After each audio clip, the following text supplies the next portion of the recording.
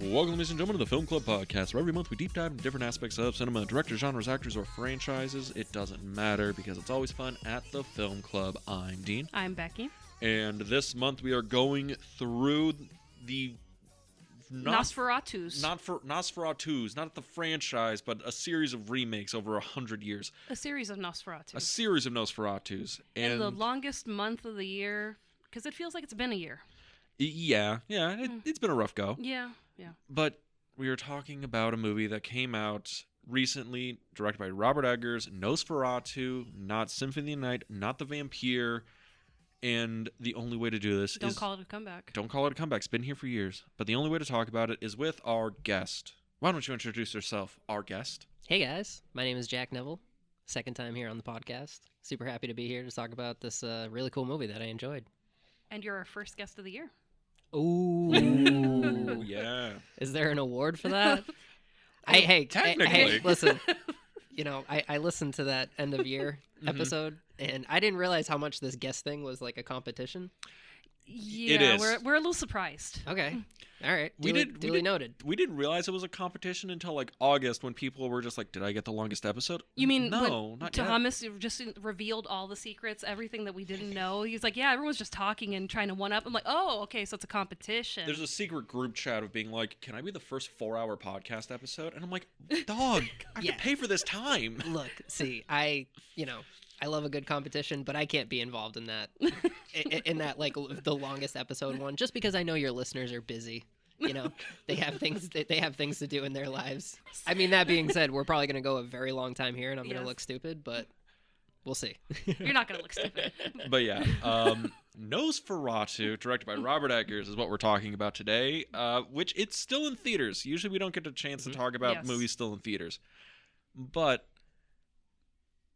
I'm gonna just start. I've been looking forward to this movie since he announced it. That was how many years? 2015 was the first announcement, right? In 2015, they announced he had like the script and everything because I think it was right after The Witch. They were like, "What's the next thing he's doing?" And he's like, "I have a Nosferatu script." And he did like The Lighthouse, and they're like, "What's the next thing you're doing?" And he's like, "I have this Nosferatu script." And then he did The Northman, and then they're like, "What are you gonna do?" And he's like, I still have the same fucking Nosferatu script. And they're like, fine, we'll have you do that. And now he's going to do Labyrinth, but I digress. Yeah. So. Is that confirmed? Is that actually happening? As far as I know, they are confirming that he has been attached to a Labyrinth sequel, and he's been attached to his own original screenplay, Werewolf. Okay. I heard a werewolf. He posted the Labyrinth thing on his Instagram yesterday. So I guess it is happening, but Werewolf... That does look pretty lit. I mean, he certainly kind of made a brand for himself. Mm-hmm. There's not a lot of filmmakers out there doing what he's doing, so no, he can do whatever he wants. He is talking directly to the goth theater kid in all of us. Mm-hmm. So, but I've been looking forward to this movie for a minute. I'm curious about you two because I know Becky, she's never seen any other Robert Eggers film. Mm-mm. This is her first movie. What? Mm-hmm. Wait, we're going to do this and you haven't watched The Witch or The Lighthouse? You haven't seen The Lighthouse? Nope. She hasn't seen The Lighthouse, The Northman, The Witch. The Witch is the one I'm positive she would like. You're engaged to Dean and you haven't seen The Lighthouse? Nope, haven't. We've been meaning to see them on the big screen. The Frida shows them a lot. Oh, perfect. So it's been a thing where it's like, I'm going to wait till I can see it on the big screen since I didn't see it when the actual releases came out. Good move. And it's just, we hadn't done that. And I think maybe this year we might be doing it for the podcast, an Eggers month. So perfect. I'm debating whether I want to watch them on the big screen or wait till we actually do that month and see them for the first time before we record. Well, we'll have Defoe on for the Lighthouse episode, so, I mean, it'll be helpful, you know? Of course. You like me, Lobster? I know you do. How much would a Defoe cameo cost if I just wanted him to do the speech from the Lighthouse for the podcast? I mean, if he's in town, you know? It He might just probably be is a on DM. Cameo. Yeah, just send a DM, shoot your shot. See what happens. Gotta try. Yeah. But Jack, so you seemed shocked that she's never seen Eggers films, so I'm assuming you've seen all of them. I have, and I really, really wanted to watch all of them before recording this. I got to see The Witch 2 nights ago, and I watched The Lighthouse, I don't know, maybe a year or two ago, and then I saw The Northman once in theaters when it released. And if I were to rank them, Oh, Okay. we're gonna get there. All right, cool. Don't worry. Cool, Don't cool, worry. cool, Don't cool. worry. All We're right. gonna get I there. didn't know if that's what you were setting up. No, but we're setting that up. Yeah. All right. So where did you rank this one? We'll just start off there. Yeah. Because I have a controversial opinion that Becky thinks is foolish. Oh, I can't wait to hear it. Of course, but please You have so many. I don't know what it's gonna be. give it time. Give it time. I don't know, like, so The Witch came out, and I was just like, who the fuck is this guy?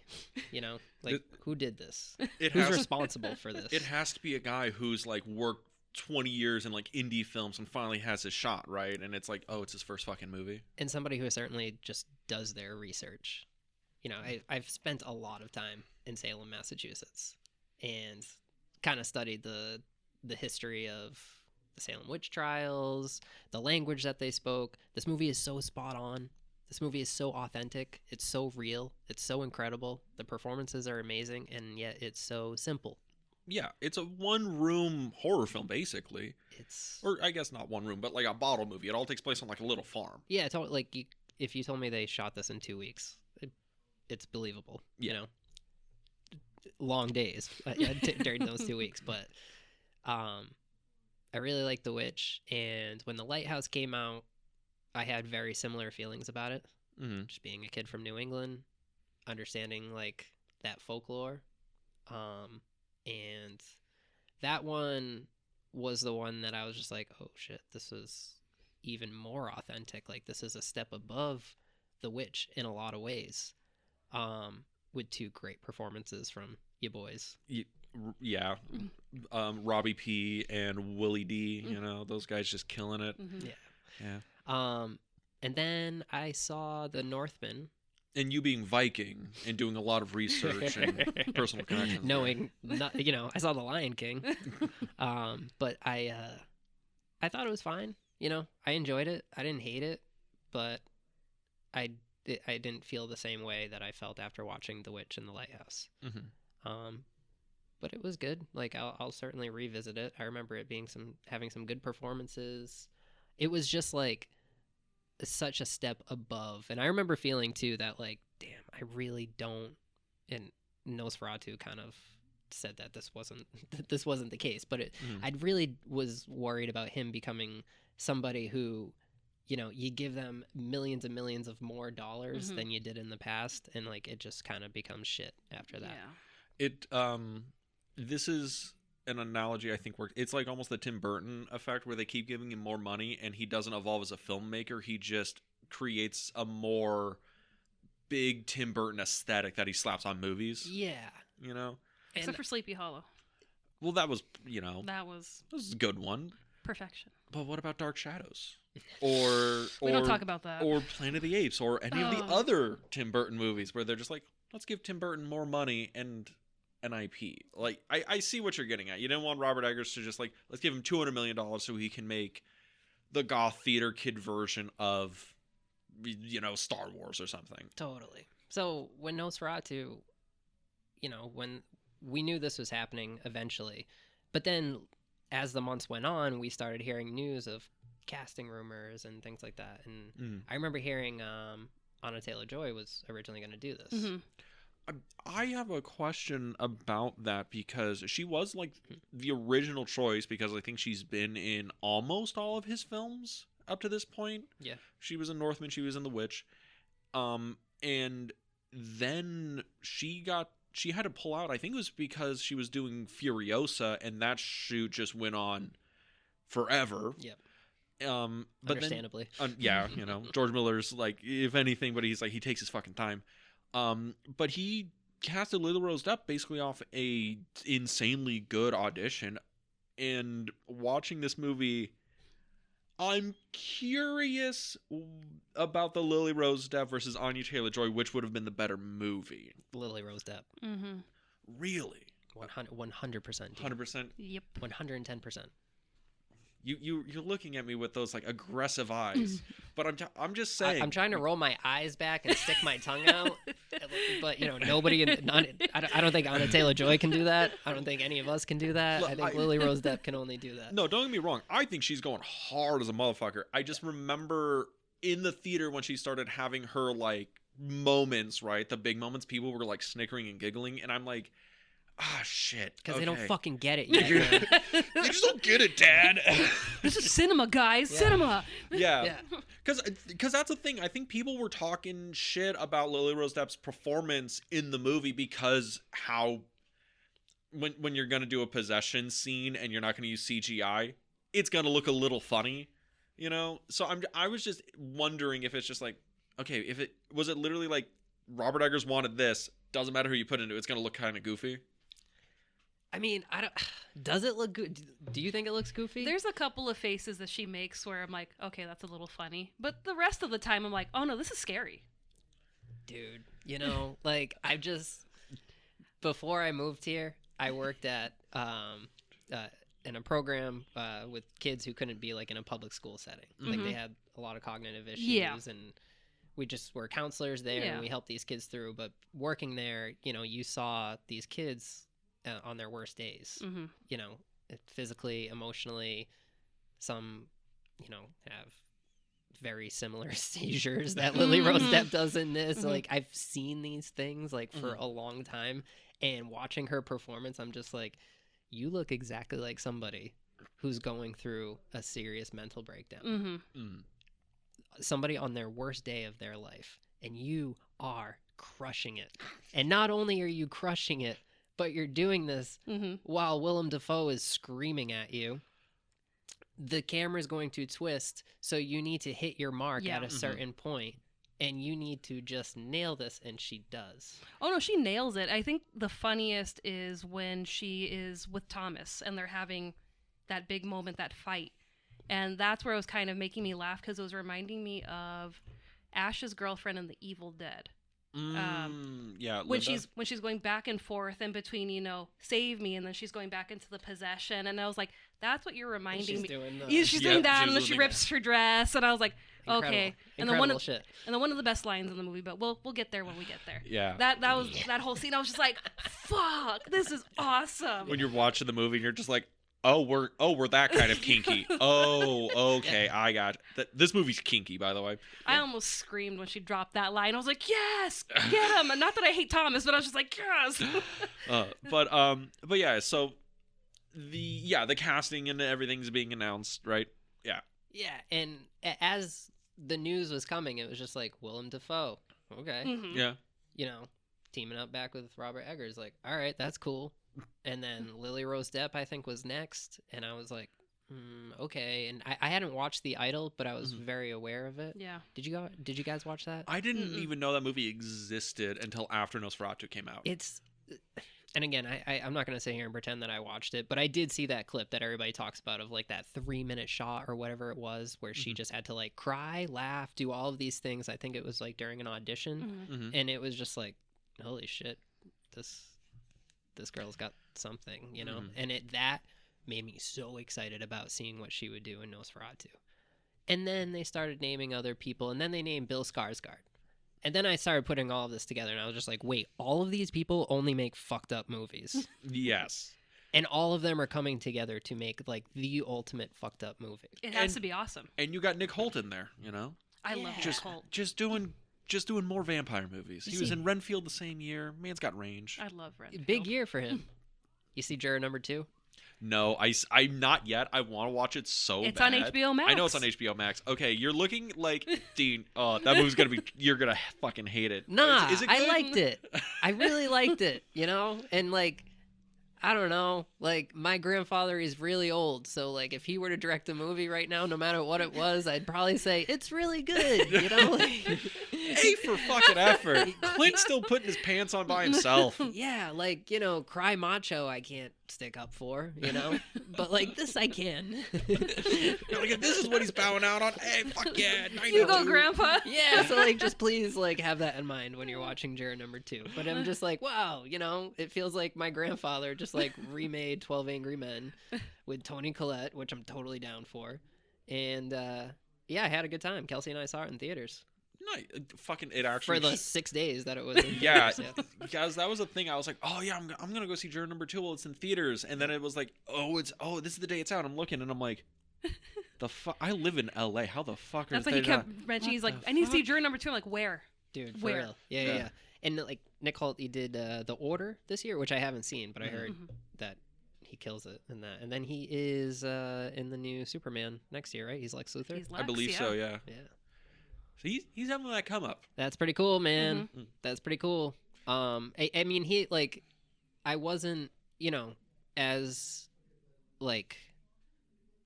I was kind of taking a step back when Lily Rose Depp, Willem Dafoe, Robert Eggers, Nick Holt, like I wasn't scared of. But I'm really glad that like he is a part of this and just having the year that he's having because he killed it, Nosferatu. I think all the actors kill it in the movie. I think they're all doing like great. It's also why certain announcements confuse me. But this movie, to my understanding, Robert Eggers has been like ruminating about making this since he started making films. I think I heard the story that he staged this while he was like in high school. Yeah. Like a high school play. So it's like, oh my god, we're gonna fucking see the passion project, right? The one where he's like, I always thought I'd be like 60s or my 70s and this would be the last movie to go out on that I finally got the clout. And he's like, I'm like 40 and they fucking just gave me the dream project. All right, go. cool. Yeah, I think it was originally a silent stage play. Yes, because it was supposed to be a direct retelling of Murnau's film. But this is more of like a mixture of the Murnau film, the Herzog film, even a little bit of Bram Stoker's Dracula's in here. Dracula Dead and Loving It. Dracula Dead and Loving It. He quotes that a lot. But it's interesting because to me, it's okay. This is gonna be weird. I think this is his worst movie, but it's also the category of all his movies are bangers. So it's like, man, this is his worst movie. 8 out of 10. This is like his Jackie Brown. Right? Okay, Okay, that's for another podcast. Jackie Brown, low key, is Quentin Tarantino's best movie. It's his most mature film. Love Jackie Brown. You know what I mean. I know what I mean. But yeah, We'll be out at dinner, and he's like, you know what? Jackie Brown is Tarantino's best movie. Like, where did that even come from? We're just, do you want a soda? Do you want water? Jackie Brown, that's the best, of Tarantino. I'm like, okay, we're going to do that today. All right.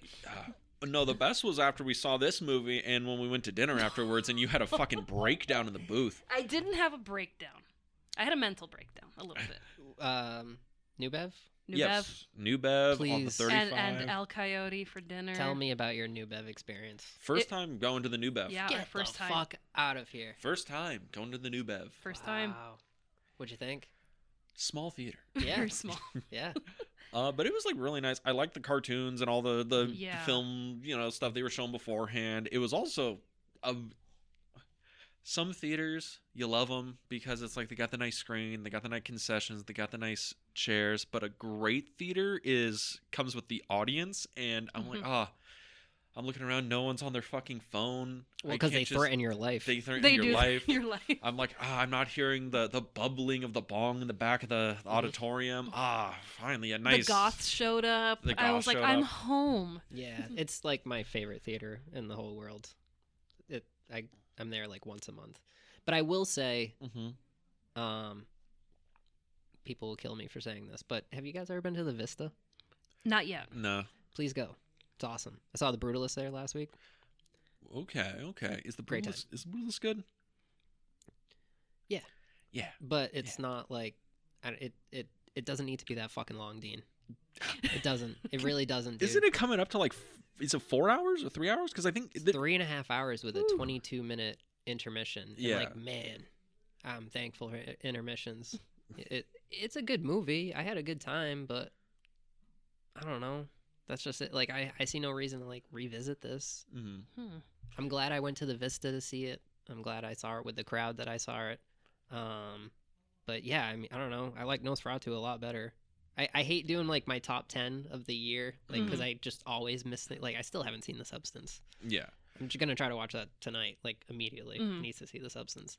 But I really tried to get Brutalist like in before the year ended, but I couldn't get it.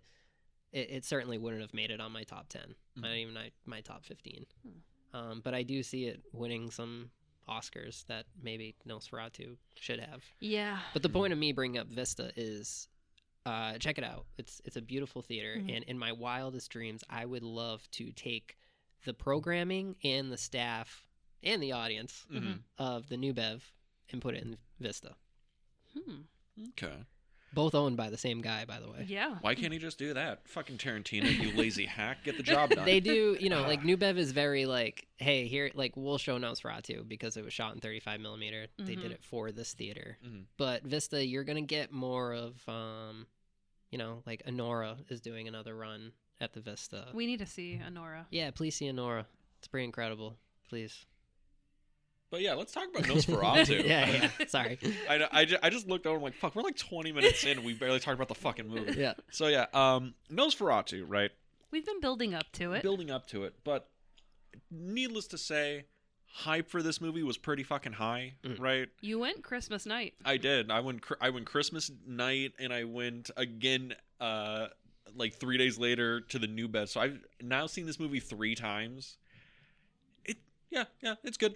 It's good, solid, fine movie. If you wanted a quick review of it, but yeah, so I've hype for seen this it movie is high. 4 times. Jesus What? Christ, fucking, you went without me.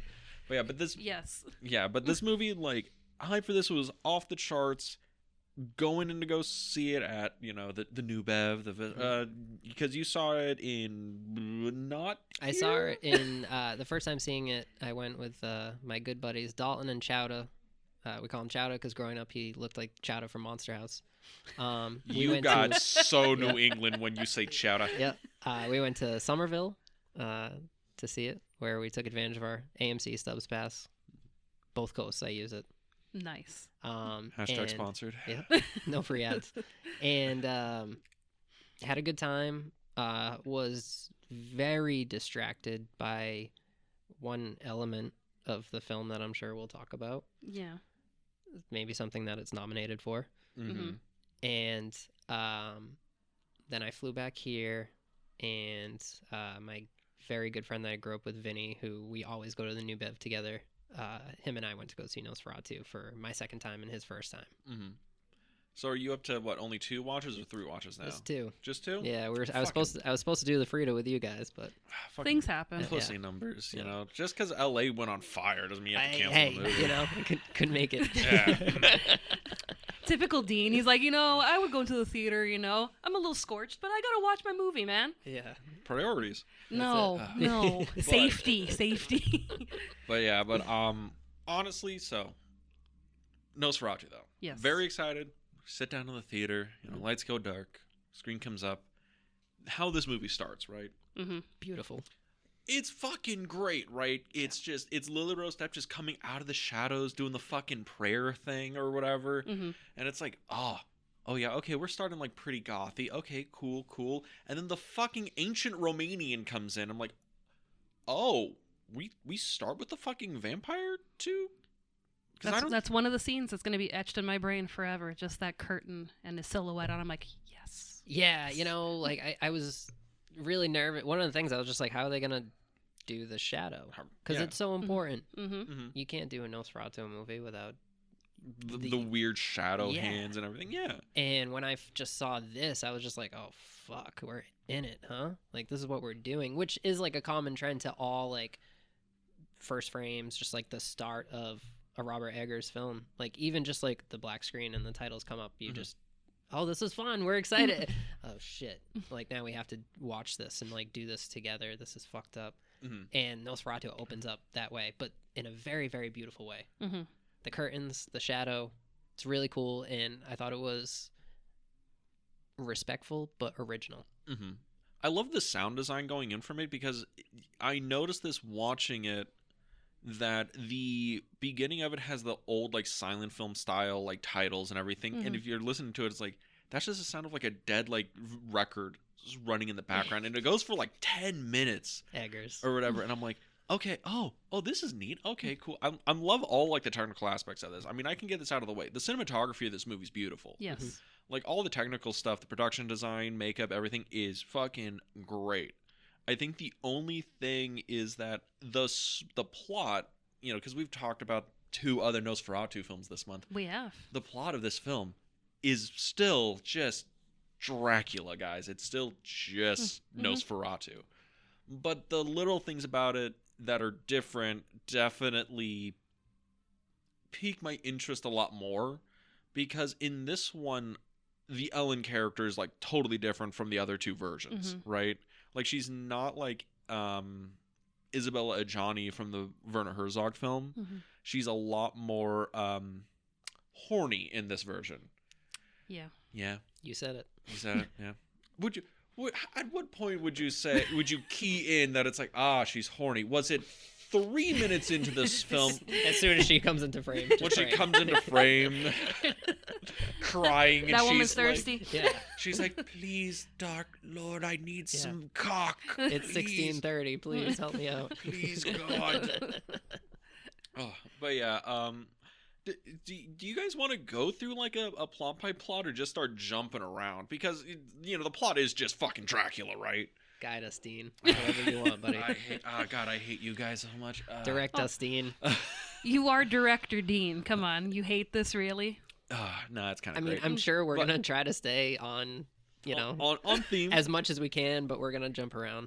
Yeah. I mean, we'll stay on theme because, I think we just got to talk about like the introductions to everybody, right? Yeah. Because the introduction to Lily, Rose, Depps, Ellen, and Skarsgård's Orlok, we see him proper later, but for Ellen and her interactions with Hutter, who's played by Nicholas Hoult, it's a very interesting relationship that they have, because you get the sense that Ellen, I don't know if she's like settling for Hutter through the film, right? I have the sense that she's like madly in love with him, but she's like, I love you so much because you're not like my toxic ex-boyfriend situation. Because I think that's what this movie's about, is a woman running away from a toxic ex that she still is like you're good enough. You're good enough. Yes, that's how she looks at Thomas. She's like, you're good enough. And then she looks over at Orlok and she's like, but goddamn.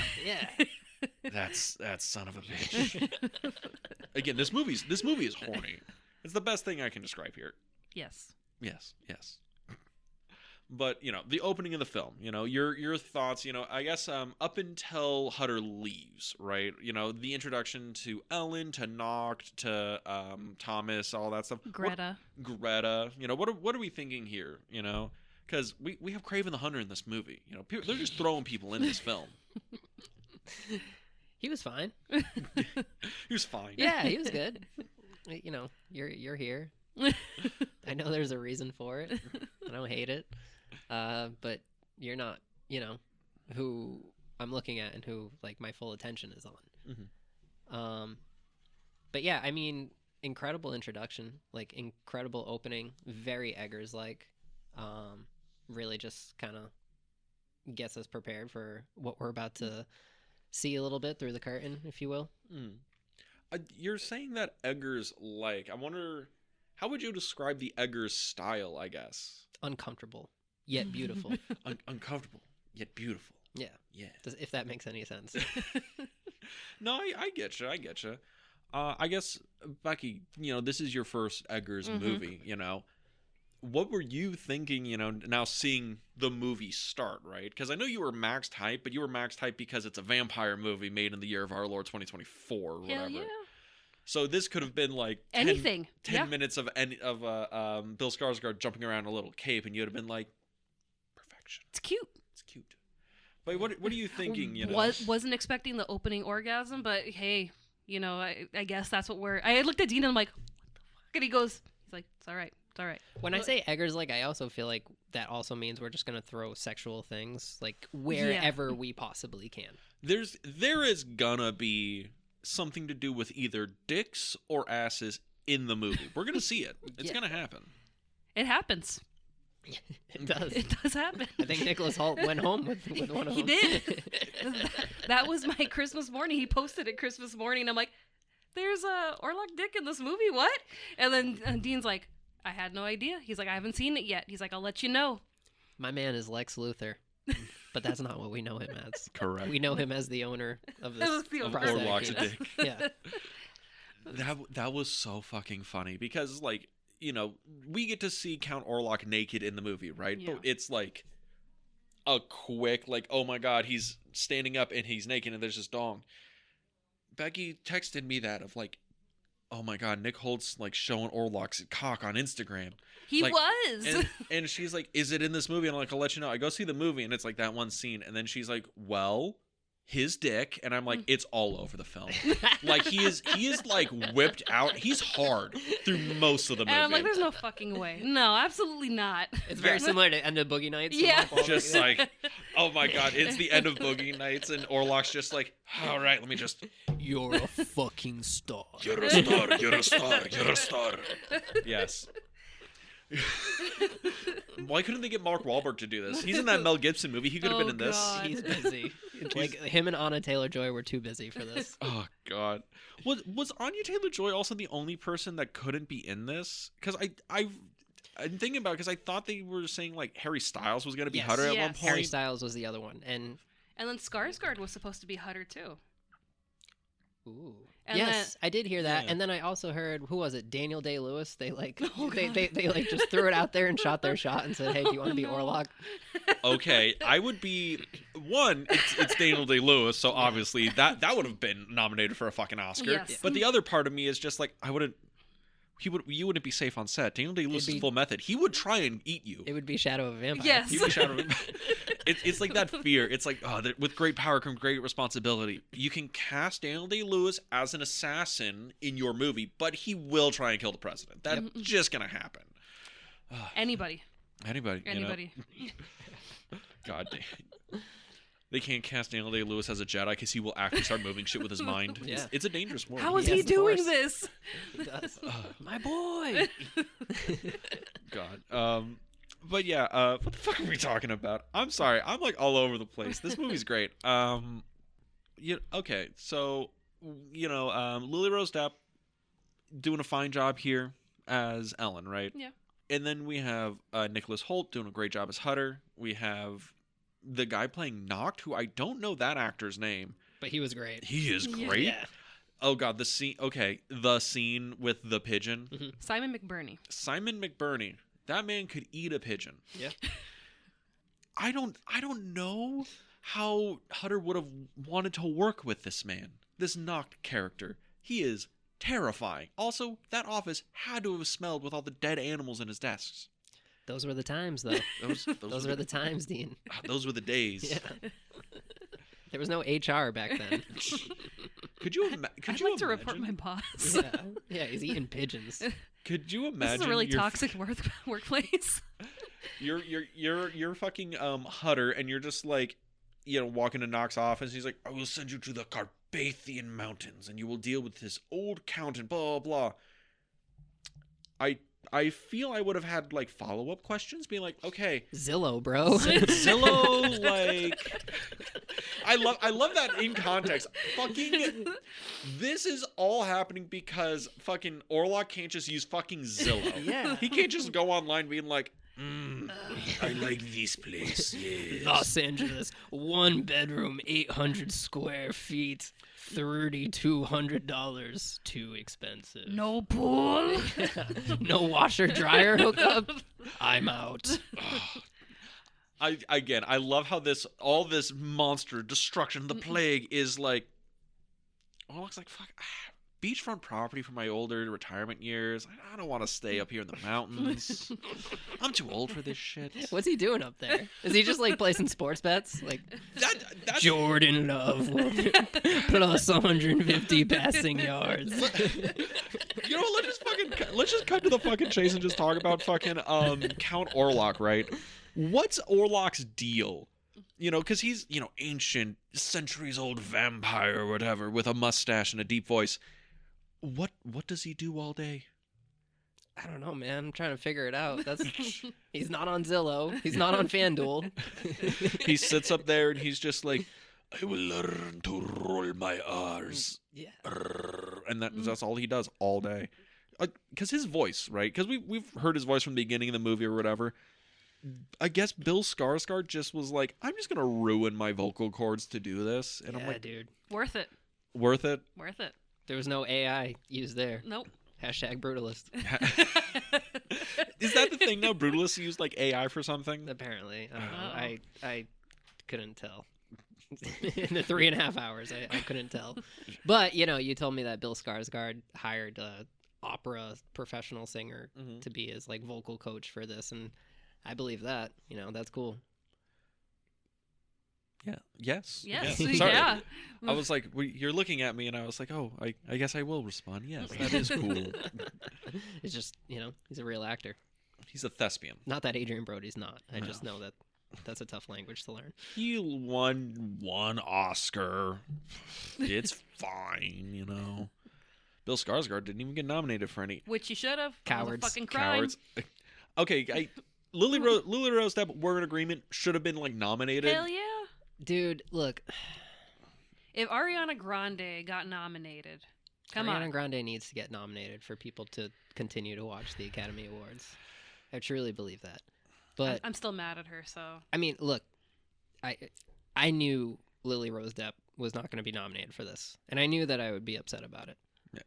Oh, I guess also for context, we just found out the fucking Oscar list like this morning, yesterday, right? Yes. So this will be released that week. So cool. We're gonna talk about the Oscars now. I knew the biggest thing Context. that I knew was Honora was going to stop her from winning Best Actress. Yeah.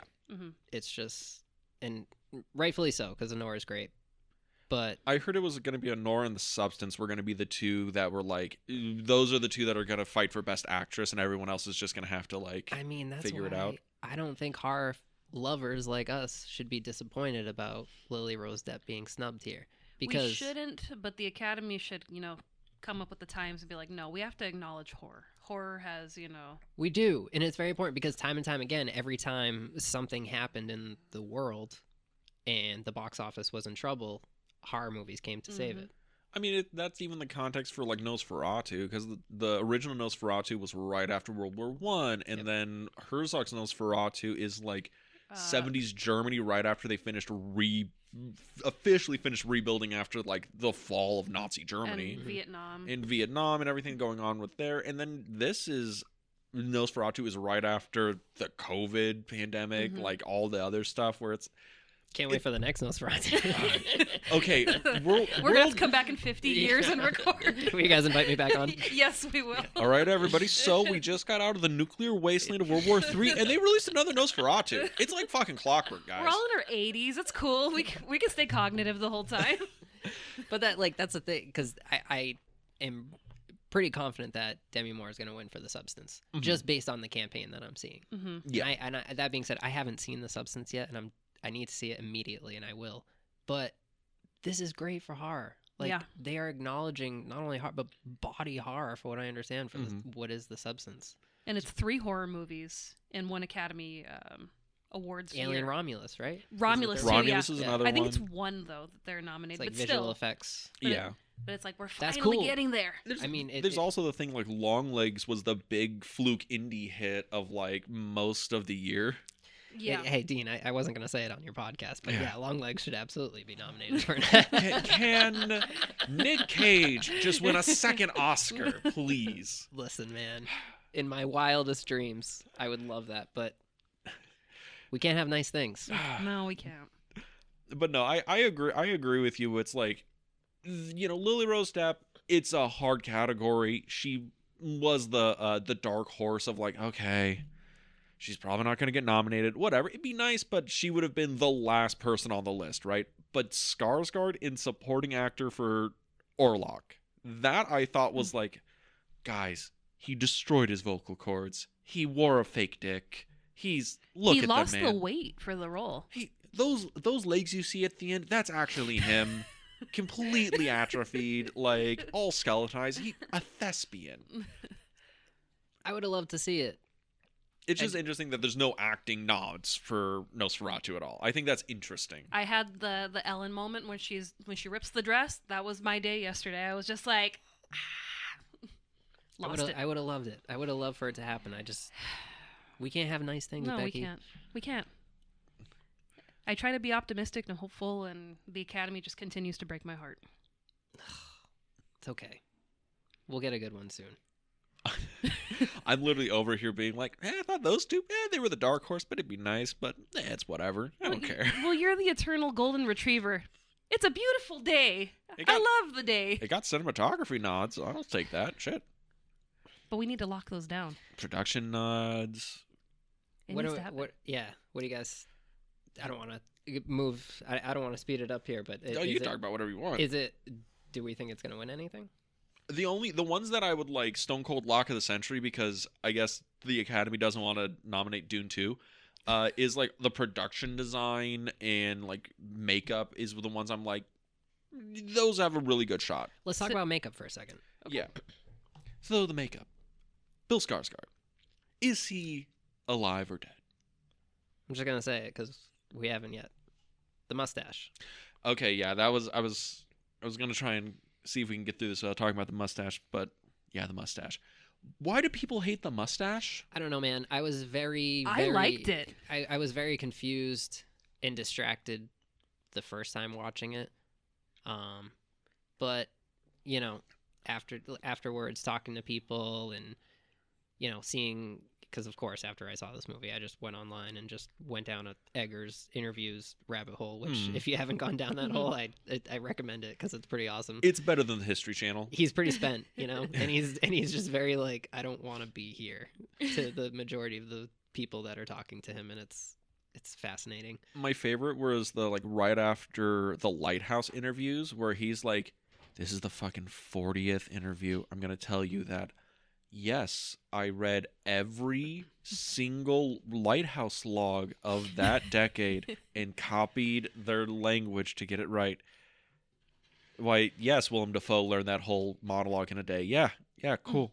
Yeah, I mean, Cool. he's a crazy person, you know, which Yeah. makes me more excited about seeing his films because it's one thing to see a movie about crazy people and crazy things, but when crazy people made that movie, it's just a whole new... Whole new realm. Yes. But yeah, the mustache. Yeah, I don't know, man. And I knew, and then I was just, okay, yeah, that's the look. That's the real authentic look for somebody in that area during that time.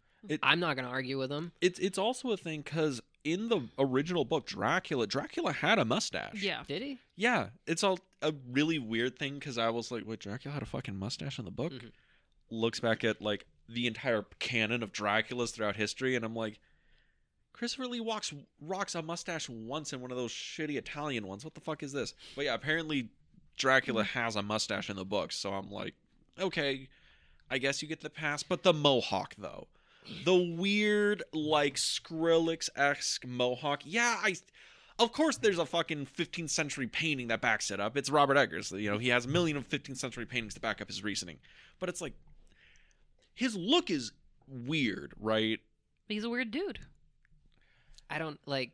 I mean, I think as this movie ages, I'm gonna be more used to like. I just Nosferatu. He's a very specific image. He's a very specific look. It's the reason why Herzog was like, he's just gonna look like Max Schreck. You can't improve on that look. So I go in there with expectations, but like, fuck me for going in there with expectations for a Robert Eggers film on how something is going to look. You know, and especially because they kind of just hid this from us in all of the marketing, which I loved. Yeah, I me love too. that we're going back to like old Universal where it's like, we're not going to show you the monster, we want you to be surprised. I would have loved if they didn't tell us who Nosferatu was. They just kept it, you know, question mark. Yeah. Speaking of like that marketing thing, I wonder if that's why the Wolfman movie that's coming out right now isn't doing as well, because you just know right from the get that it's like, oh, the husband was attacked by a werewolf and he's turning into a werewolf and he's going to attack his whole family, so it's like, so there's no like suspense, like, oh, we got who's tickets the to werewolf? that premiere. Did you? Me too. Oh Yeah. yeah, Yeah. We got the We tickets. didn't go for obvious reasons. Yeah, We Yo, evacuated that same. night. But We were like, Hollywood's kind of on fire right now. Maybe we shouldn't go to the premiere. yeah. We were gonna go. Holy shit. Well, we Yeah, would have seen We you would've there. seen you Yeah. guys there. Well, we did see it mm-hmm. 3 nights ago. I really love Julia Gardner. Christopher Abbott, I think his name is. Mm-hmm. We're getting better, Blumhouse. We're getting better. We're getting there. Mm-hmm. We're not there yet, but we're getting there. Yeah. I think like the first 2 acts of this film, were, you know, I enjoyed, and then there's a moment at the start of Act 3 where I'm just like, you lost me. You're this kind of movie now, and that's okay. You're like, I love you for who you are, but this is gonna be the last run of the season here. Yeah. No, I get you. I just I think I just made the comment because in this we had no. I think people still aren't 100% sure what Orlok looks like because he's in none of the trailers really. The only way you're going to see it is like through screen grabs of people taking pictures in the theater because even the promotional material, there's nothing for Orlok. No. Right? But with like the other movies, like you were saying, other movies we get now, it's like you got to show him the monster. We got to get him into the theater. And it's like you don't really need that. And I think this movie is, to its benefit, had smart marketing in that way. Did we learn nothing with Jaws? Exactly. You know? We don't need to see the shark. He's on the poster. He's on the poster, but I like how I pointed behind me like I have a fucking Jaws poster. It's a green screen behind you. We could superimpose a poster behind you. He's on the fucking poster. A lot of confidence in that. I liked it. Yeah, it's a good movement. It's a thing, just do that. Yeah. You just get, I got the mustache spoiled for me. Did you? Yeah, I was tried. Was it this guy? Did he? Spoil it for you? Surprisingly, he didn't do it. But I don't spoil movies, But it was someone on Instagram. I tried, being very careful and goes, but what about the fucking mustache? And I was like, he has a mustache. I was like, what? And then I saw it and I was like, oh, it's not bad. I'm like, he looks very Cossack. So I was like, that kind of goes with. Were you thinking he was going to have a little, like, handlebar mustache like Hulk Hogan or, like, a little Hitler stash? Dude, I don't know. I think I would have appreciated a little bit of a heads up, to be honest with you. Exactly. Something. Yeah. It's like, well, what are we talking here? Because that whole memorable first scene of him and Nick Holt together, like, I had a lot to say after the second watch. But I didn't after the first because that whole time I was just like, the mustache, what the fuck is good with this?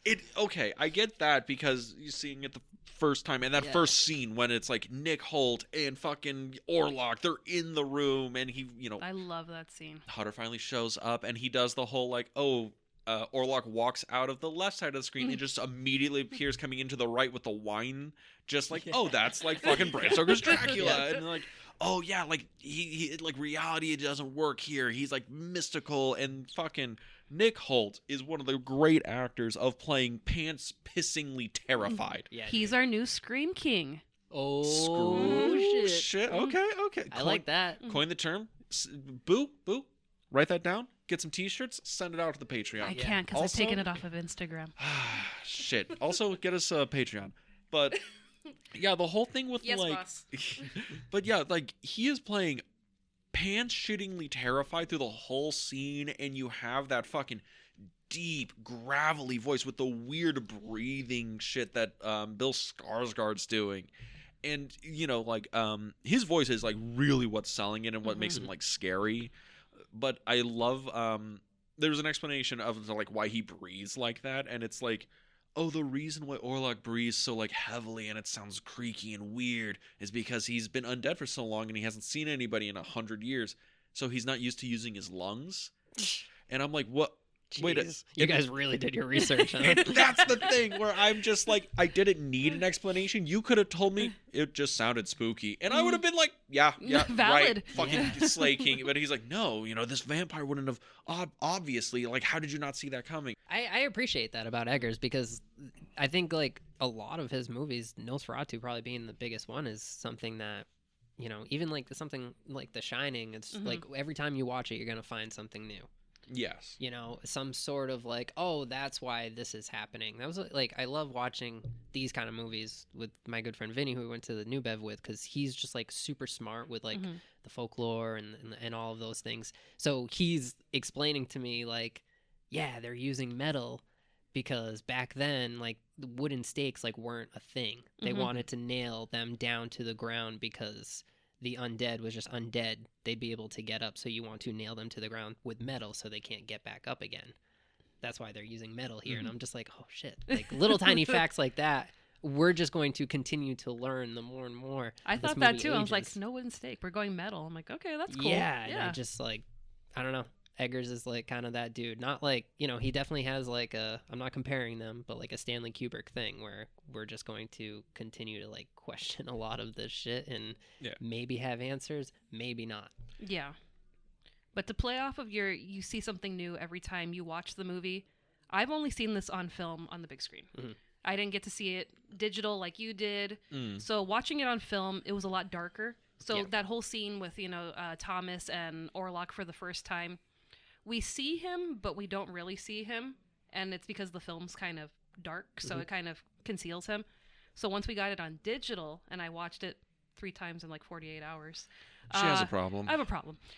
I was like, wow, we could really see Orlok sitting across the table from him. And I was like, oh, I could see more features. And I'm like, this is cool. I'm seeing more of who he is. But on film, he's that much scarier because it's just like, we're just getting, you know, kind of shadows and glimpses of him.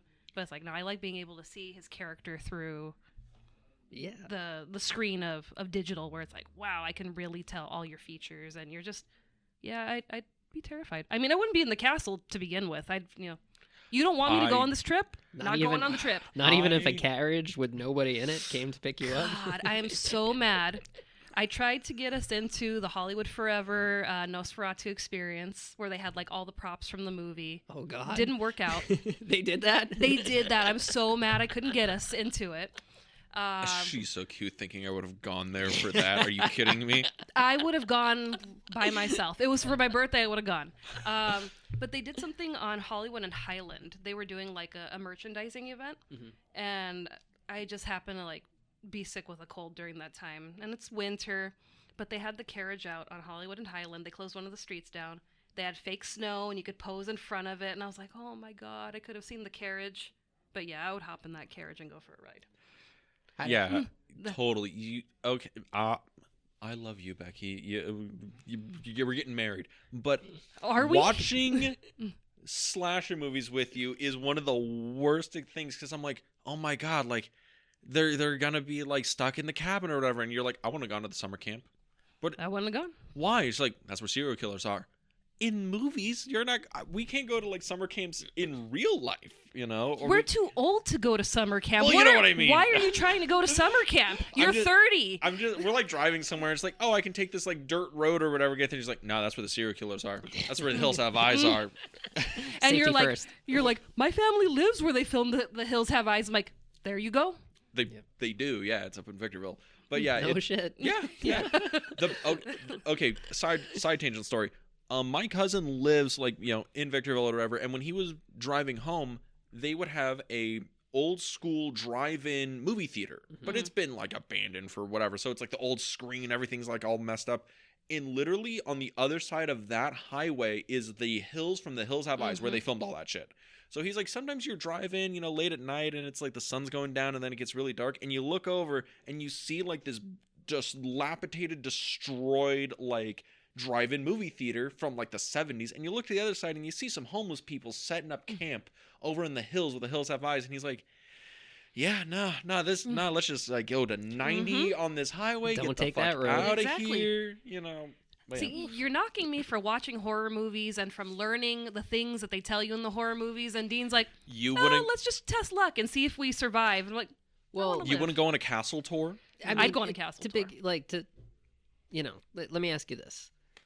If that carriage is coming up to you, like in 1922, yes, and Count Orlok is in there, well, it'd be 1893, but yeah, of course, yeah, of course. And are you getting in there, or as opposed to like the Waymo version of like this carriage?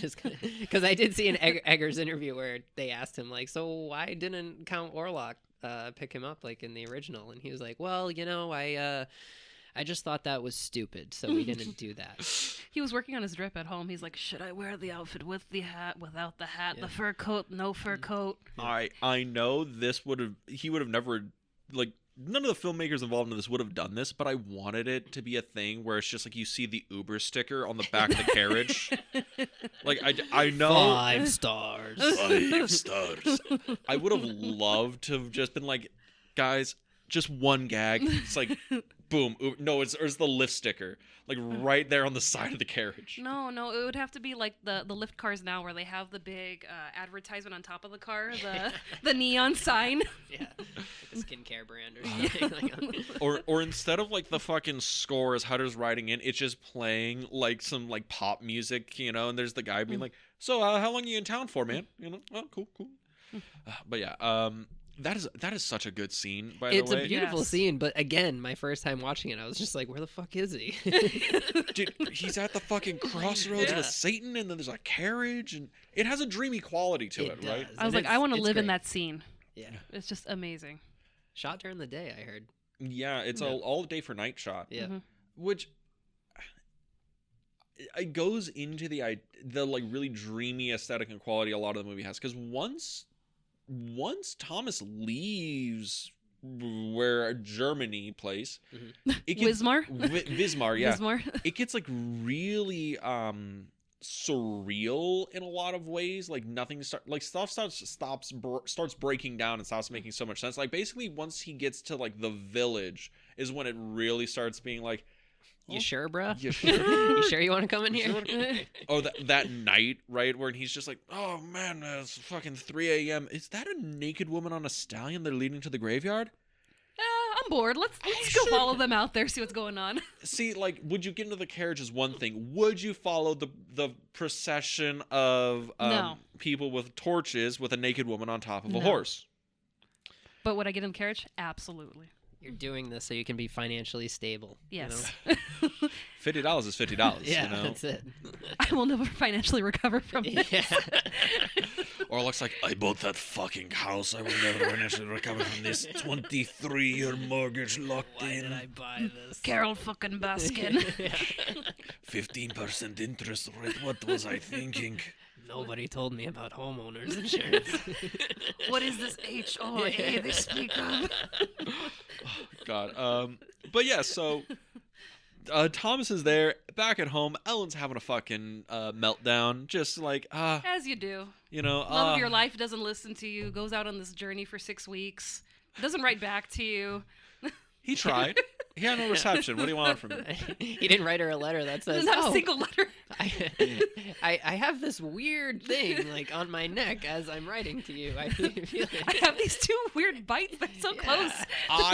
I love how it comes back later where she's just like, you never wrote to me, and he's I like, love that scene so much. I love it. I 'cause did she- in the 1922 version. Come on. I swear.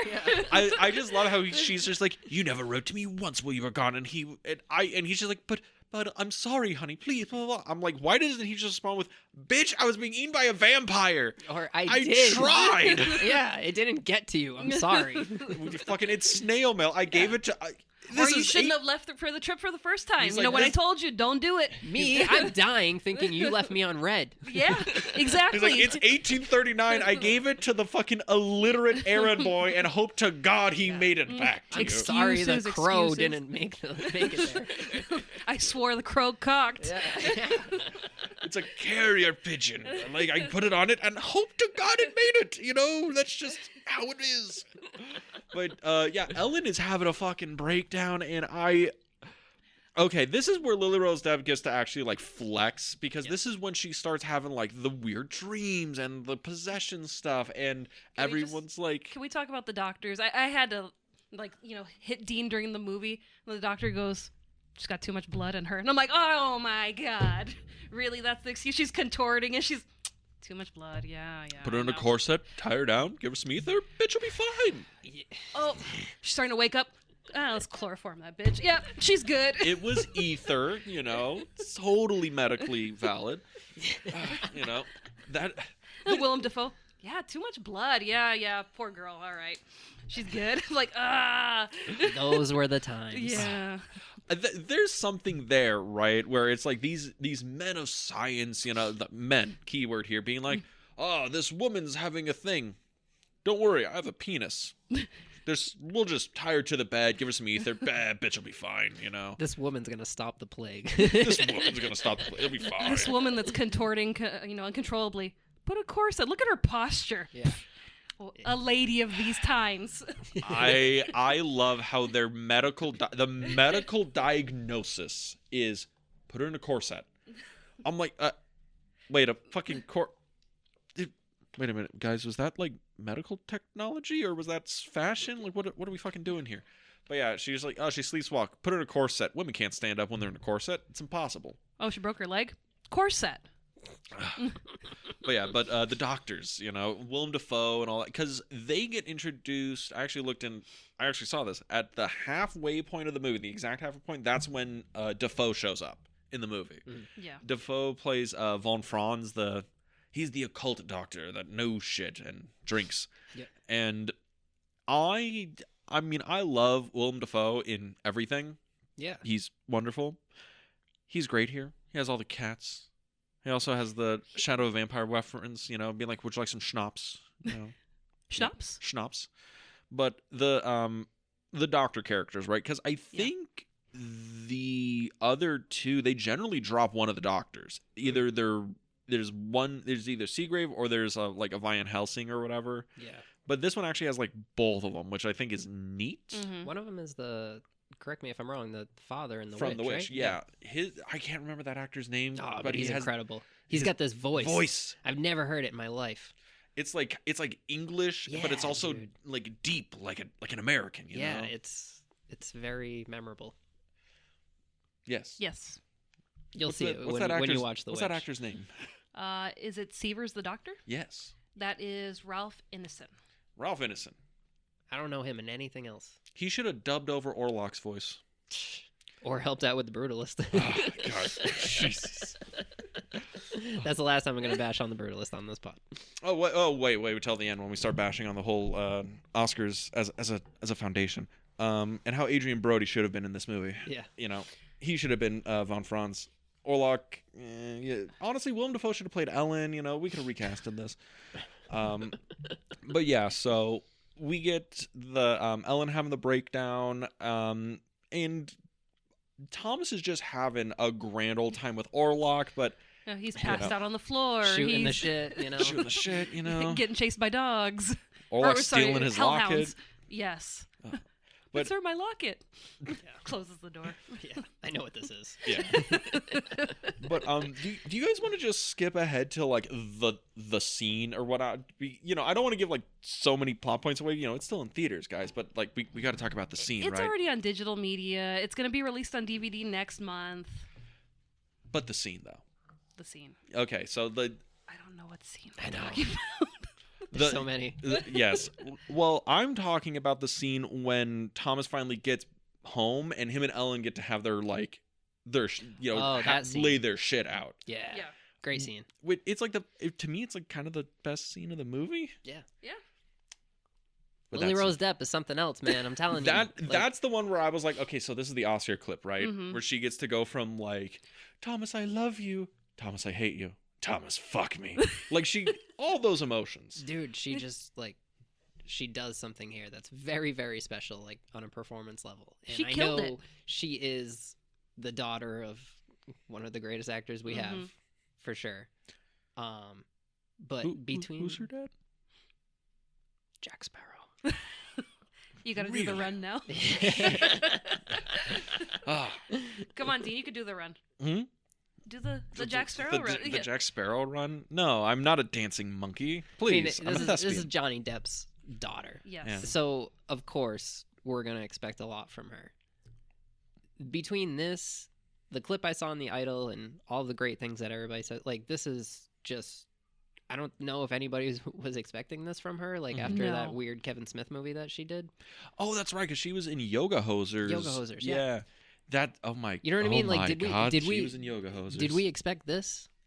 I didn't. No. So what I'm saying is just the seizures, the compulsion, just that scene together, the things that she's doing in one take, I really haven't seen performances like this in a long time. Mm-mm.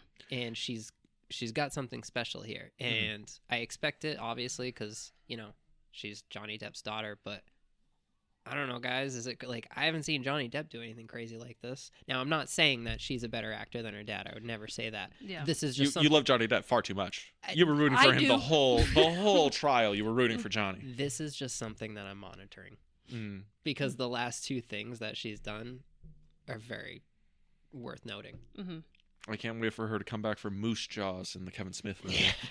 Hey, and if she does, that says a lot about her career choices, and I respect it. You know what I mean? You're just I might not respect the product, but god damn, I respect the game. All right. Yeah, Of course, if you go back and do a Kevin Smith movie after all this success, you're a real one. Oh God. Ben Affleck did it. I love how like Kevin Smith is just like, you know what? Anytime I was like suggesting an actor, I just said Affleck, and I'm like, you probably got Ben Affleck so many movie roles he really shouldn't have done. Damn it, you're the reason he did Geely isn't a Kevin Smith. Yep, definitely. I still like Jersey Girl. Yeah, Jersey Girl's bomb. I saw that in the theater. Yeah, you saw Jersey Girl in the theater? Yeah. 1999. That I think that's 99. Because it was his third movie, because he did like Clerks, Mallrat, Jersey Girl? Mallrats, Clerks, Mallrats. No, there was Chasing Amy. 2004. Oh yeah. Oh. Okay. That. Wait, are you thinking of Chasing Amy is 97? Because that makes more or 99. That makes more sense. Yeah, probably. Yeah. And then there was Dogma. Dogma. Yeah. Yeah. Chasing Amy was 97. Yeah. Okay. So let's move off of that. But, Yeah. But if she came back and did something with Kevin Smith, that'd be really, really cool and show just some not so responsible but cool career moves. But yeah, man, this Lily Rose Depp thing is something that blew me away. I think like more than anything in this movie. She might be my favorite part of this movie. I know that's a crazy thing to say because Bill Skarsgård is kind of killing it in this thing. He is, but like I knew he would. You know, I had no idea what to expect from Lily Rose Depp, and maybe I should say she was my biggest surprise. And it was so nice to see because I wanted this movie to do well, and I knew it would with Eggers and Skarsgård attached, and even Willem Dafoe. But seeing Lily Rose Depp and what she did here, I was just like, okay, this brought it to another level. This makes me like this movie even 10 times more than I do, and I am going to be monitoring everything she's doing after this because I think we have something special on our hands. And then we're gonna find out that that was all AI. She wasn't even. She just provided the face model. Do you think Eggers would allow that? Absolutely not.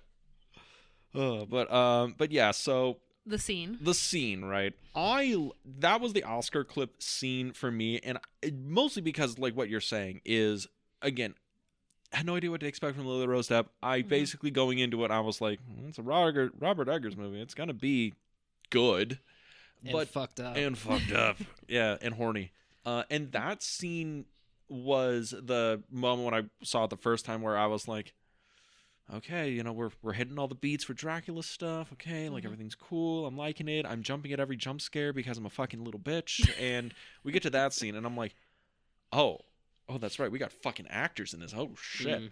Because, like you're saying, it's something, like, special. But how I kind of describe it is she is, like, going hard. Like, that's that thing where it's, like, some actors, when they, like, cry on screen or they're going to do certain, like, acts on screen or whatever, there's that sense of, like, a self-consciousness where they're just like, I'm going to, like, cry on screen, but, like, I'm George Clooney. I'm going to look good doing it, right? Like, you're only getting the single sexy tear, I'm not going to break down or whatever, right? I'm conscious of my image.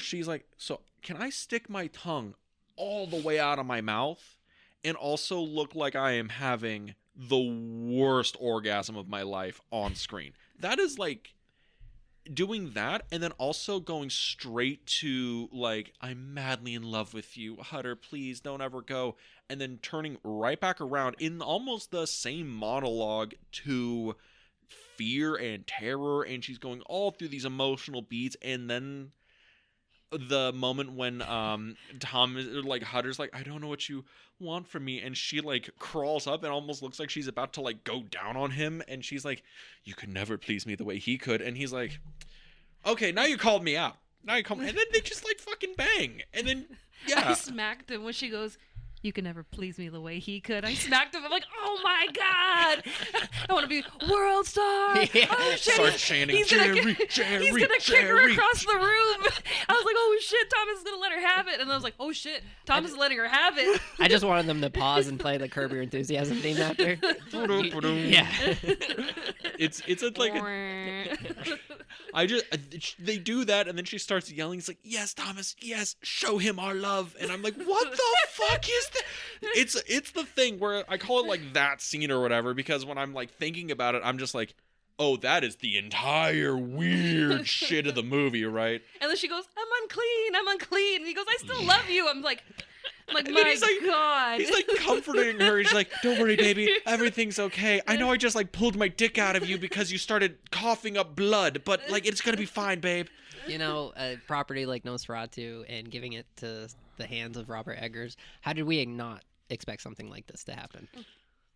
You know, like I think you're right. He's too predictable, way too predictable. like I knew, like, all right, I need to see this with somebody who, you know, I don't need to like worry about if they're gonna be offended by, like, just because I know that there's gonna be some shit in here, and that scene is just, it's fucking something else, man. Yeah, It's whiplash. Yeah, she did do the, you know, over the chair. Yep. Kind of like The Exorcist down the stairs, but A little bit, and they're just like, we're just gonna There move the she camera goes. Yeah. gently to like flip her up like upside down like this. Yes, okay. Yeah, more orgasm face. Yes, Lily. Thank you.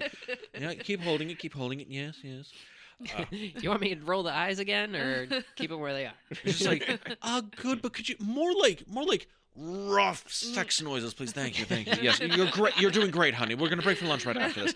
Again, it's a thing where I think people forget like the practicality of like filming shit, where it's just like she's like doing all this weird shit, and then it's like, all right, cut. Okay, everybody, that was pretty good. Lily, you feeling good about that? Coffee? Can I get another coffee? Thanks, guys. Okay, we're gonna go one more time, baby. Okay, it's fine. And she's like, can I have a towel at least? Like, come on. Pretty sure that was like a long take too. Oh yeah. A lot of the scenes in this movie are like 3-minute unbroken shots or takes or anything like that, and you don't even notice. I love it. I'm all about it. All about that shit. Yeah. But yeah, so then there's the rest of the movie. You know, some things happen, and then Nosferatu dies. Who would have known? Who'd have known?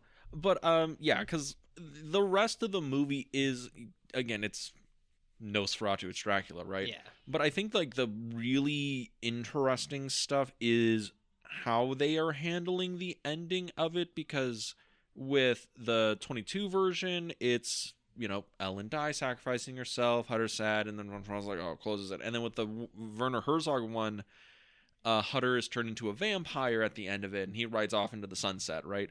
And in this one, it's back to the Murnau 22 version, but it's almost a thing where it feels a lot sadder than the original ending to me, because it almost feels like Orlok is so happy that he has Ellen now, and then he sees the sun and he's like crying blood or whatever, and Ellen comes up and like starts comforting him as he's dying, and it's like that's a choice, I guess. I put it like that. It's a choice. So I saw this interview with Eggers Mm-hmm. while I was going down the rabbit hole, Yes. and he explained that image of him on top of her, just like wasting away, Yeah.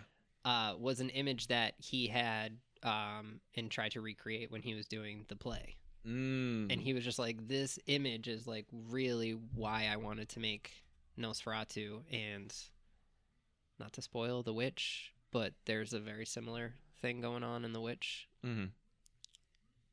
which I feel like was kind of like a preview Yeah. for us for what we were going to see. But I remember him saying that, like, if it wasn't for this image that I had of this ending, we wouldn't have made Nosferatu. He wouldn't have been the guy to do it.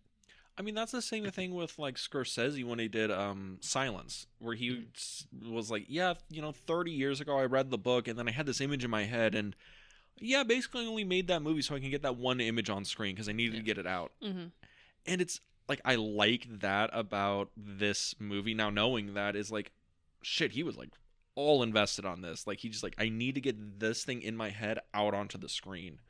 And the ending is, I've seen people meme on the final shot because, you know, Orlok's got the skip leg day, you know. But it's a really like interesting way to end it, because it's almost like, you know, Ellen's happy she's dying, and I mean, she says it at the beginning too. does she?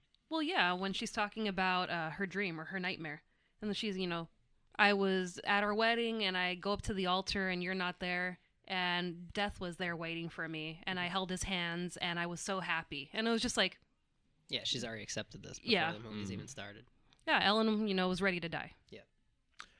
Wow, Thomas, not helping your mentally ill wife? Phew. Bad husbanding right there. She told him not to go on the trip. And Thomas is like, you know what? Going on the trip. It's for my career.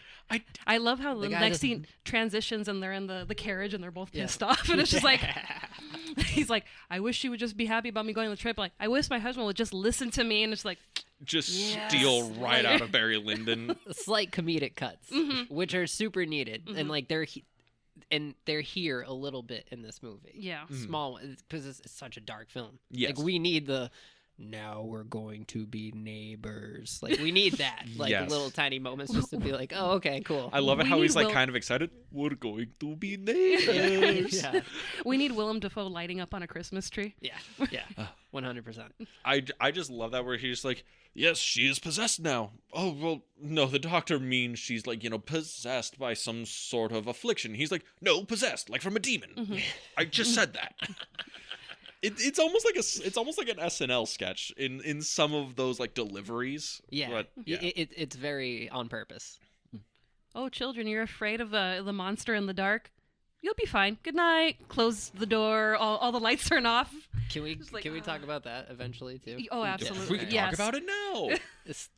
Just like, let's just kill two kids. Murder the shit out of them. Shocking. Actually, are they just hitting up Skarsgård if kids are being killed in the script? I think you would have to. Yeah, like, is he just? He's kind of typecasted in that. He's reading the script and weeping. He's like, not again, please. There was certainly I can't play John Wayne Gacy anymore, please. There was certainly like a shift, because like kids have been dying in horror movies forever. Yeah, but like most of the time it's off screen or whatever. And like the kids are like teenagers and they're like 24 playing like 17, or they're like annoying and it's fine. Yeah, it's like finally, and it's never like little kids. Like if it's a little kid that like dies, it's like, oh well, this little kid died in this like 2.5 hour drama, and it's like the sad part of the movie. This It remake. Yes. Georgie. Yes, this is the only time I was afraid of Orlok in the movie. I was just like, oh my god. The rest of the time, we're good. But it was like this, like, oh shit. Well, he's cracking those kids open like they're Red Bulls. Bro, and just dropping them. Yeah. Dropping them. I was like, oh damn. And like, I hate to say it, I was expecting it, you know, because I had seen him do Pennywise. I saw him brutally kill Georgie. Yeah. We all did. We all did, unfortunately. And I feel like in that moment, we were just like, all right, now there's a shift. And then like Evil Dead Rise and like other things were just like brutally killing kids. And now this is just a thing now in horror. We're just out here killing kids on screen. And dropping them. Like, just unceremoniously, like, just like, let me just... yeah, that's a dead 12-year-old. There you go. Not even 12-year-old. They're like 5 and like 4. I'm like, oh my god, these are little girls. That's also the thing, because what is up to that point in the movie, Orlok's scary. He's dangerous, but he's like, what's he doing? We haven't seen him kill anybody. We haven't seen him really do anything other than like wave his dick around and not know how to use Zillow.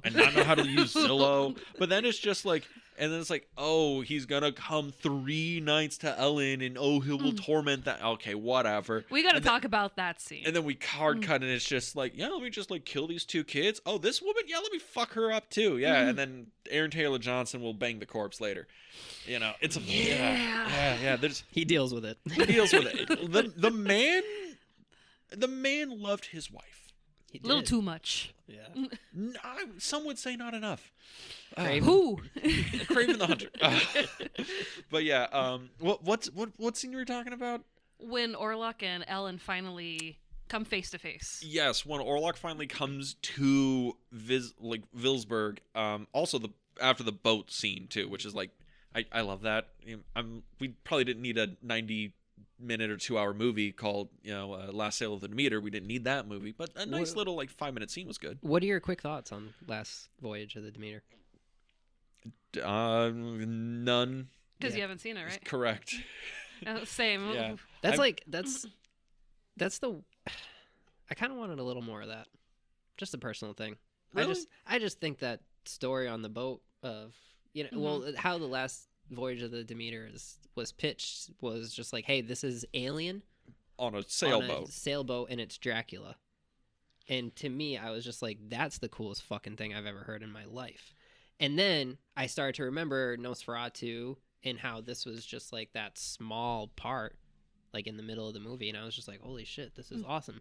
And then I saw the film and it was just... It's 3 scenes kind of stitched together. Yeah. And it's fine. I just like, I wanted more. And even like that, the last voyage of the Demeter, like maybe just like a different keep crew. going. I'm gonna use the bathroom. Maybe just like a different crew. Yeah. Like I would imagine like Guillermo del Toro directing that. Well, that would be insane. I know. And that's, I understand. I can't get everything in this life that I want, like a Lily Rose Depp nomination and a Last Voyage of the Demeter film directed by Guillermo del Toro. But no, like I don't know. I wanted more of that because that idea of alien on a ship and it's Dracula is such a cool concept to me. And I was really hoping that Eggers was going to kind of like push that a little bit more in this. No, because it's really quick. It's super quick, and I feel like it's quick in all of them. Yeah. I mean, I'm trying to think the 22 one. I feel like we get more of Orlok on the ship, and, him and Hutter are racing to get to Ellen. But it feels like it's a little bit longer. And this one, it's just, we're cutting to it, and it's like, yeah, I'd rather see more of the crew members go down. Yeah. And just, more people just disappearing into the darkness. They go down into the cargo hold of the ship, and it's just, well, where did he go? He was going to go get some apples, and he's just never came back. Yeah, and just the, the length and travel and time always, like, confused me, too. Like, I just knew that I don't know, I wasn't sure if, like, how fast that boat was going. I didn't know, like, how the map is, Dean. We're talking about how the distance between the ship going and who should get there quicker by horse or by ship, and how much that I just wanted more of on the ship. I feel like we could have gotten some crazy solid, really intense Egger deaths on that ship.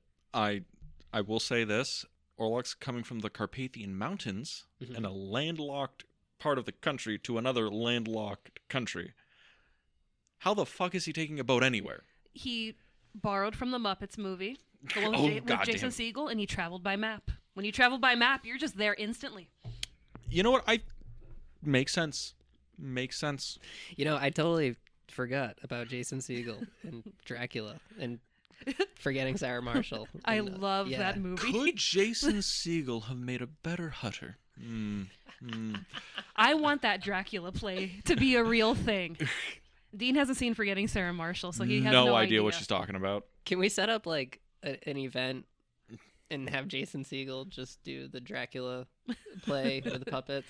I think so. All the proceeds can go to LA wildfire recovery, and I feel like this will be a huge sell. The Pasadena Pet Humane Society. Yeah. Dean, this is starting to cook. I'm just feeling it. Please watch Forgetting Sarah Marshall. I can't believe I am suggesting that you're advocating for getting Sarah Marshall. I just watched it recently, and I had told him, like, it's on HBO Max. You need to watch it. And he was like, yeah, I'll get around to it. I'm like, no, Dracula musical. Yeah. It's getting kind of hard to believe that things are going to get better. But when I see Van Helsing, I swear to the Lord, I'll slay him. It's awesome. Would this have been better as a musical? Die. Well, if it was a musical, it probably would have been nominated for Best Picture. It would have. Exactly. See, I would have seen this so many days in a row at the theater. I would have opted, can we get a sing-along version? Neighbors. Neighbors. So who are you going as? Dean goes, I guess I'm going to dress up as Van Helsing. The rest of us are going to go as Draculas. The ship. Yes, the ship. Honestly, yeah, it could have been longer. Sorry, I went to go pee and I've lost the plot a little bit, but yes, the boat. Aliens, but it's Dracula. That's awesome. Totally awesome concept. I think the issue is like, because in the Dracula book, it's like a chapter, I think, and I just don't know how much like there is to work. I guess you would just literally have to write aliens, but on a boat, and I don't know how much like the Dracula story is there. I guess the problem is how it ends. Yeah, is the thing. It's the captain's log, right? Mhm. Yeah. So I think that would be my only thing. This is about the Demeter, last words of Demeter, whatever. It's like, yeah, the only issue with that movie is you know how it ends, right? In context, it's like, oh man, this is that's weird. Fucking Dracula's coming for me. It's the whole thing where it's like, in context, it's like, man, outside of this, I know exactly how this began and how this ended. It's kind of like the thing where it's like, we're gonna tell you the middle part of a story kind of thing, and that's like that movie to me. But you know however we execute it is all that fucking matters. They got Rogue One it. They could Rogue One it. Yeah. You know, I didn't know how Rogue One ended, and then I feel it was cool. Yeah. I had no idea. What is it? I have like people who say like Rogue One is the best Disney Star Wars movie they came out, and then I have other people who like it's literally the worst thing. People only care about the last 5 minutes of that movie, and the rest of it is dog shit. And I don't know how to feel about Rogue One anymore. That's for a different podcast. Yeah. When we do Defensive Star Wars Part 2. Yes. Yeah. That was an interesting month. A good month. Great month. Yes. But yeah, what was the scene we're going to talk about before I ruined everything? when Ellen and Orlok, they finally come face to face, and he goes, I'm going to give you the 3 nights. That's right. Because it's the first time they actually get to meet, which is really intense. Because Well, I mean, apart from, Like outside of dreams. dreams, dreams. and, the first time, and then, he, like, chokes her. she was kind of into it, though. Yeah, a little bit. Definitely. Yeah. Yeah, that's what this whole movie's about, right? Yeah. Yeah. I love how they talk to each other, too, because what is it? He is like, you want me. You want it. And She's like, I hate you. As she's getting closer to him, she's like, I fucking hate you. Dracula's way more fuckable than you. Yeah, dude. And he's like, if Dracula's more fuckable, then why are you so hot for me right now, Because that, again, a lot of the what is it? The story to me is this movie is about this interaction, this kind of toxic relationship where she's like, I hate you, I don't want you, I had this nice guy who I'm married to, but God, you were the best sex I ever had in my life. She's like, she's like, I hate you, but I'll shove my friend off this bed right here, and just handle this right now. Yeah, and that's like the thing where I feel that's what a lot of this movie is like the toxicity of this kind of like purely lustful sex-based relationship that she had with Orlok that now she can't with Hutter. Yeah, and she can't like get the same juice for the squeeze she can with Thomas, That's the thing. And I think that's what this scene is really exemplifying. Like, I think this is kind of the story of it. It's the parallel scenes with this and with Thomas, right? Choose, Lily Rose Depp. Choose. Yeah. Live with your choices. Live with your decisions. Like, damn it. Yeah. Bill Skarsgård or Nick Holt. How is a lady to choose? Yep. Actually, how is a lady to choose? It's very Phantom of the Opera. Yeah, and I guess people so. are calling for Eggers to do Phantom of the Opera because they think that he could do it justice. I've heard that. I mean, at this point, I'll watch him direct a Little League game. You're just like, no, not the children. Yeah, a lot of kids. Yeah, it's gonna be episode 3 of Star Wars. Yeah. But yeah, we talked a lot about the plot of this movie. I guess a broad question before we start heading out here. This as an adaptation of Dracula, Nosferatu, all that stuff. You've seen the original silent film, right? Yeah. Okay. Have you seen the Herzog one? Yes. Oh shit. Okay. And I also noticed you guys didn't do an episode of Shadow of the Vampire. We there was a fire. God damn it! Yeah. LA is on fire, people. Oh, you guys are like a week late releasing things, and there's the fuck. All of the city's on fire. Yes.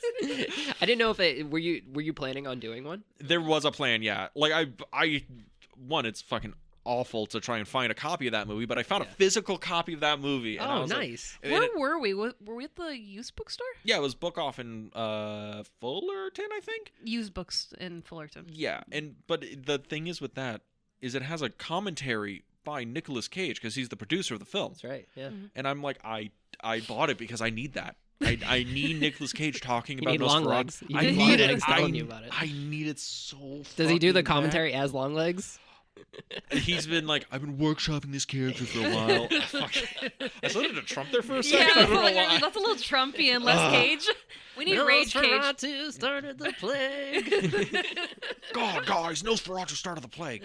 So I'm working it. I'm building up to it. You know, I got to work on my cage. But Rage Cage, come on. we'll do Rage Cage month. It'll be great. We'll just talk about all of Nick Cage's wildest movies. It'll be a long, long year.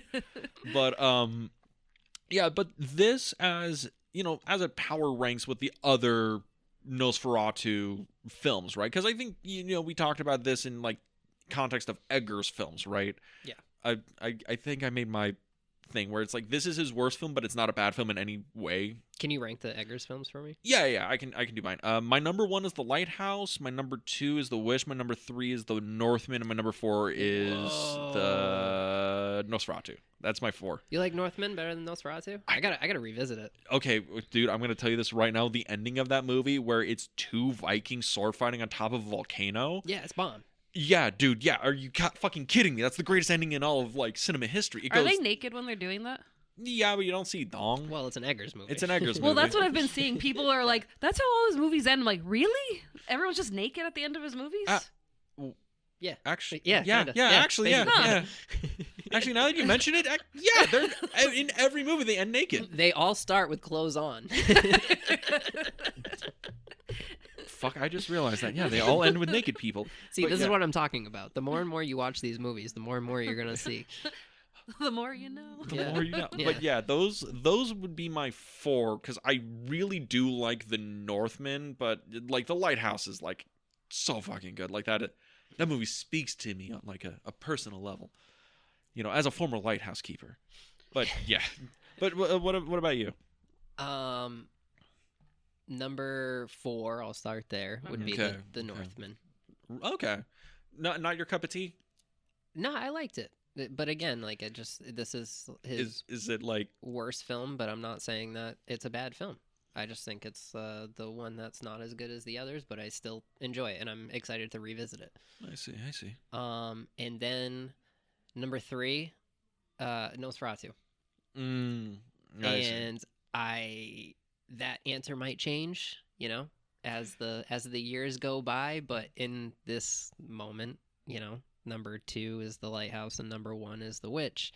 The Witch is fucking phenomenal. I can't wait for you to see it. We almost got to see it recently, Oh yeah. which was heartbreaking. I think it was it the Egyptian or was it the Arrow? Yeah, It and wa- he was there too, right? Yeah. Yeah. I think I was out of town for that. I saw that Yeah, they were doing that. It was the Egyptian, and Robert Eggers was going to be there doing a live Q&A right after the movie. They were Against his will. against his will. They were going to watch the Witch and everything. And was it the fires that canceled it? First, we missed out on the tickets. They Yeah, I flew, bet. and then the fires, and they're like, we gotta postpone it, and they just haven't announced when they're gonna postpone it. So I don't know if they issued refunds. So I'm eagerly waiting to see if they redo that. I think like nothing is going to like right now. Like Oh no. I don't think Nosferatu is going to ever top the Witch spot, like in my book. In your book, okay. The thing that it could like jump eventually is The Lighthouse.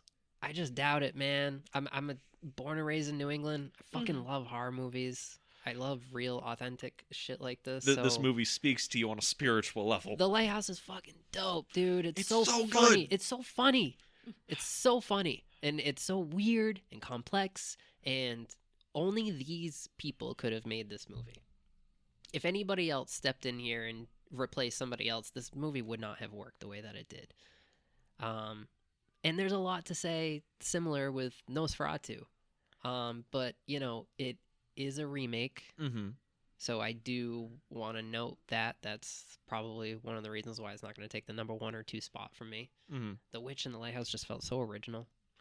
They're movies that, to coin a phrase that Becky loves using, every Eggers movie is almost like lightning in a bottle kind of thing where... Alex is somewhere. He's like, yes, Dean said it. Yes, I know. Because they use that to answer questions where I'm like, why does this do like this? Lightning in a bottle, Dean. That doesn't answer my fucking question. But Does it not for the 1997 or no 1999 Mummy? It's just lightning in a bottle. That movie is just like It's perfection. it's a perfect combination of everything at the perfect time. But that's the thing with the Eggers movies is all of them are like the perfect collection of people ideas at the right time that they came out in, right? Where it's like if one of these people weren't there, then yeah, the whole movie wouldn't work. But everybody there is perfect, so that's it is perfect. It's like the whole Nosferatu thing where it's like let's be honest, you're making a Nosferatu remake in fucking 2024.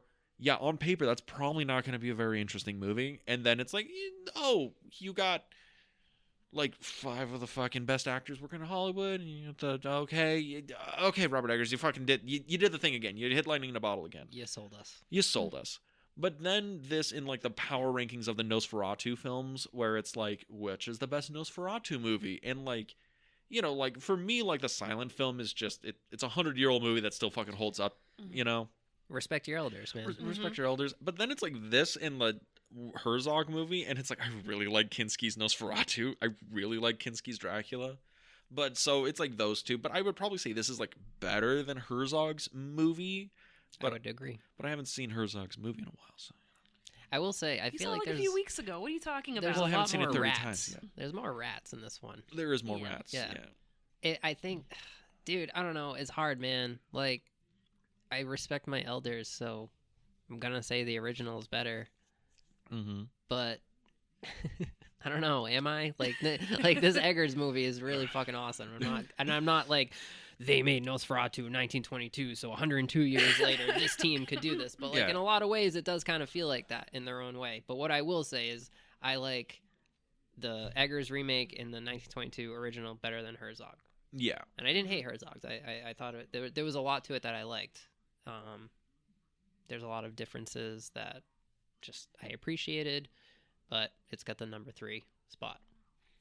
Yeah. Shadow of Vampires, number 4. That movie is so good. I want to do a Shadow of the Vampire episode like really bad because that movie was really, really fun. I'm trying to think where we could put that. Well, when we do Defoe month. Could do Defoe We just month. do Defoe year where we talk about every Willem Dafoe movie he has ever been in. Because that would be a very long series, but also would be amazing. That'd be a wild month. We would do Wild at Heart, and then we would do Spider-Man. Yeah. You know, that'd Obviously. be great. You know, Green Lantern. wait, he's in Green Lantern? No. He is in Spider-Man, right? No, he's the Green Goblin. Green Goblin. Sorry. Yeah. I'm over here being like, wait, he's Hal Yeah. Jordan? Sorry. Yeah. Is this some '90s movie I didn't know about? But yeah. So, any other thoughts on Nosferatu? Where do you guys compare it? Like, is this the number 1 film for you guys of 2024? Yeah, I mean, Yeah. probably my favorite. Mhm. Again, it's the thing where it's like I love every Eggers movie. But yeah, this is probably my favorite movie I've seen this year. Same with me. Right behind Strange Darling. It's Mhm. my number 2. Thelma. It's my number 3. It's a great movie we saw at Sundance last year that had a wider release this year. Mhm. Honora, number 4. Longlegs, number 5. DD, number 6. The Wild Robot, number 7. Dune Part 2, number 8. It's What's Inside, number 9. And Jury, number 2, number 10. I like Nosferatu better than all of those films. And it was really, really hard putting it, next to Strange Darling because I really like Strange Darling. I don't know if you guys saw it yet, but Not yet. it's But good. over Longlegs, really? No love for Nicolas Cage. I see how. Hey, listen, Longlegs from July to December was my number 1 favorite movie of the year. I need you to know that. Do you guys think this will win any Oscars? I hope so. I For the think- 4 that it's nominated for, like, it has to.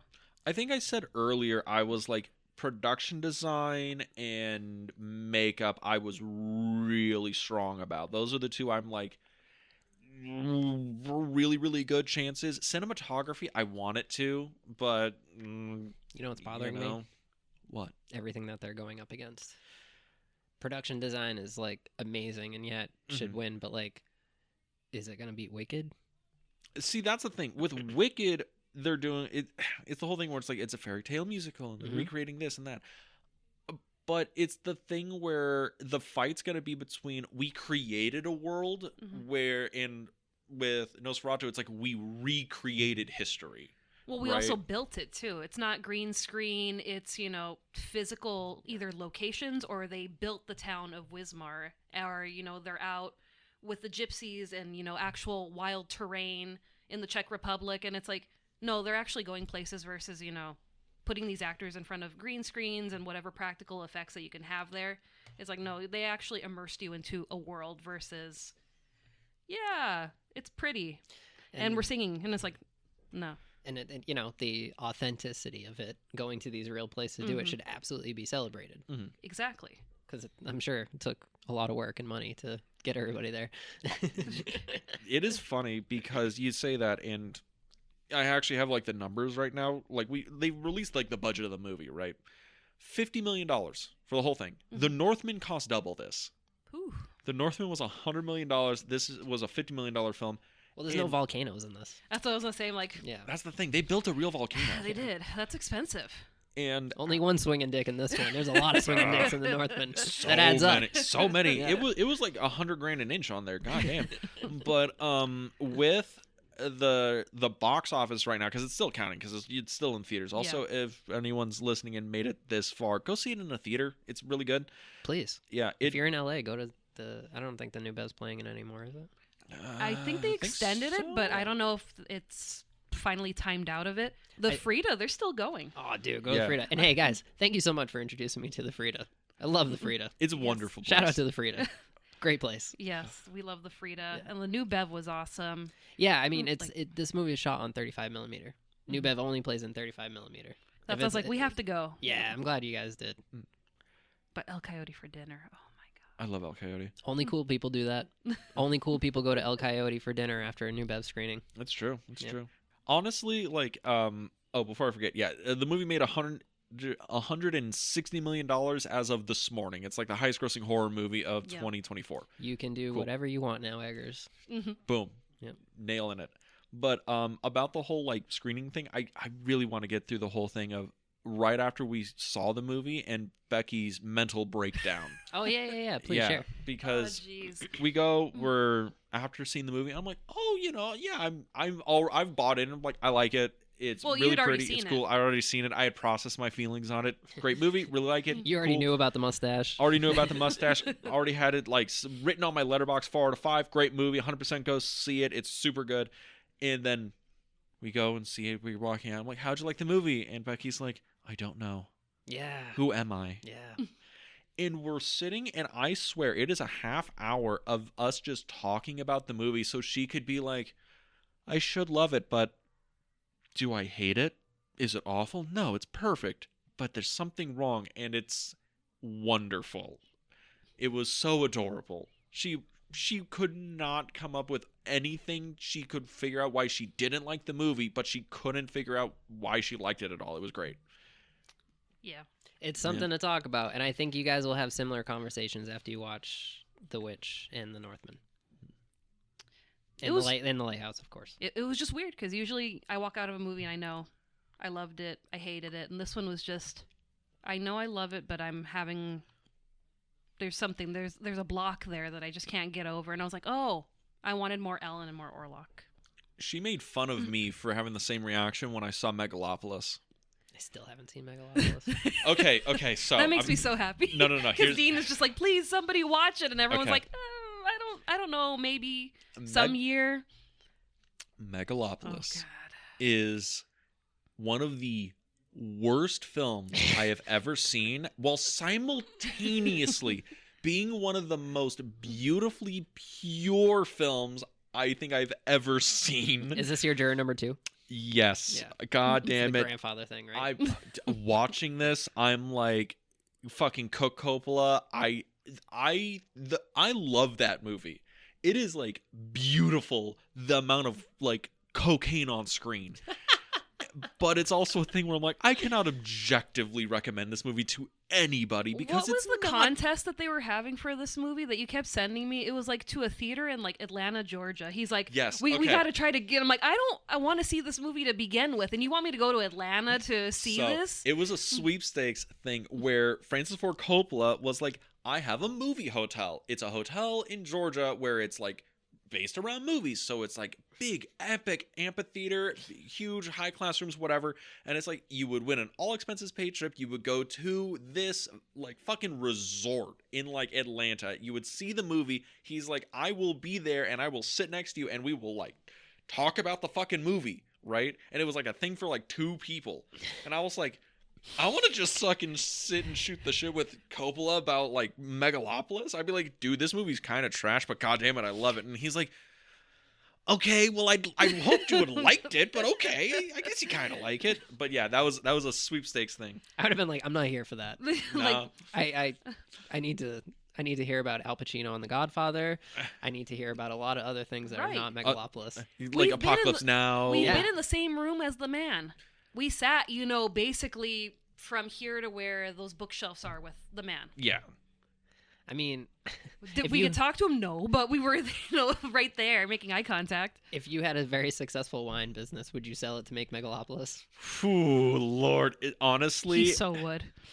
if I had a very successful wine business, I would probably be like, I made the fucking Godfather. Let's kick Yeah. the feet up on the desk and ride out retirement. Yeah. But I am not Francis Ford Coppola. You really had to do this one, huh? Yeah. Sophia's really. just like, Dad, you sure? Like, Are you Yeah. sure? Like, I was kind of counting on that.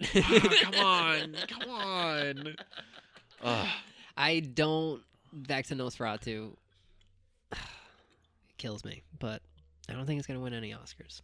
I think the substance is gonna take over as the horror love, and I hope I'm wrong. I'm just glad that it was recognized for something, especially cinematography.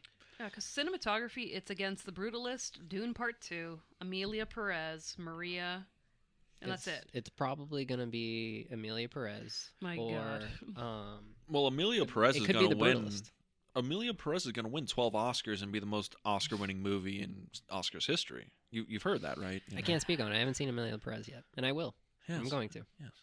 I try to see everything, but I don't. Yeah, I don't know. I'm just as confused as you guys. That being said, I haven't seen the film yet, and I will. But I find it hard to think that I'll like it more than Nosferatu.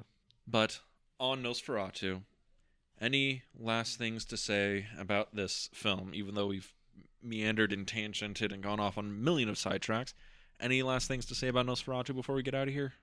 It was a crime that it wasn't nominated for Best Score. Yeah, it was Yeah. a really good score. I heard it's releasing on vinyl soon. it's That- just like Son it's of just a like bitch. 43 tracks of just noises. That was one of our props we're going to bring today. It just didn't come in time. Aw, We shit. We got or- the vinyl, yeah. We order the fucking vinyl, and the guy is like, "Yeah, no worries. We'll ship you when it's back in stock." I'm like, "Motherfucker, Well, that was a month ago." Well, you guys brought this amazing We brought the coffin, The popcorn coffin, bucket. the popcorn bucket. but with the vinyl, what's so special is you get a copy of the contract, Orlok's contract.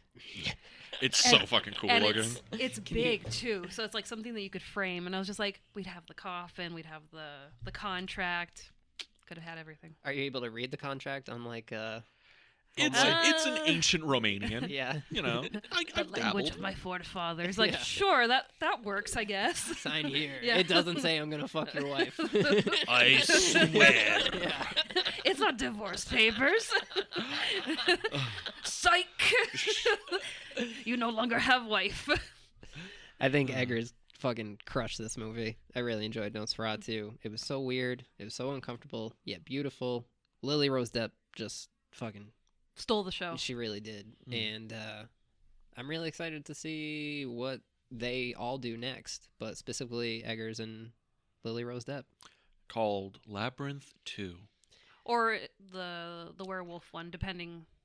But You we know. we have no casting rumors for that yet. Not yet. This is where it starts, guys. It's like, all right, Eggers is in there. What other fucked up people are gonna come through and join this party? And people are hoping, now with the werewolf movie, that he is able to stand up and be, up there with like the Van Helsing werewolves. And I'm like, yes, I would like to see that done again.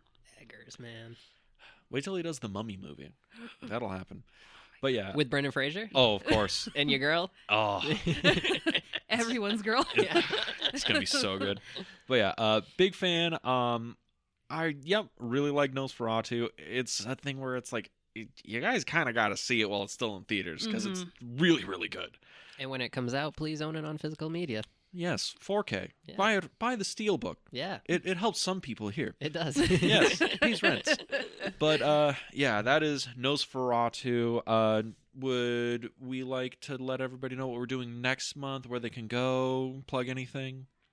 Let's do plugs first, and then we'll reveal our next month's theme. So, Jack, would you like to plug anything? What are you doing? What are you up to? What's going on? I don't know, Dean. Do we have anything to plug?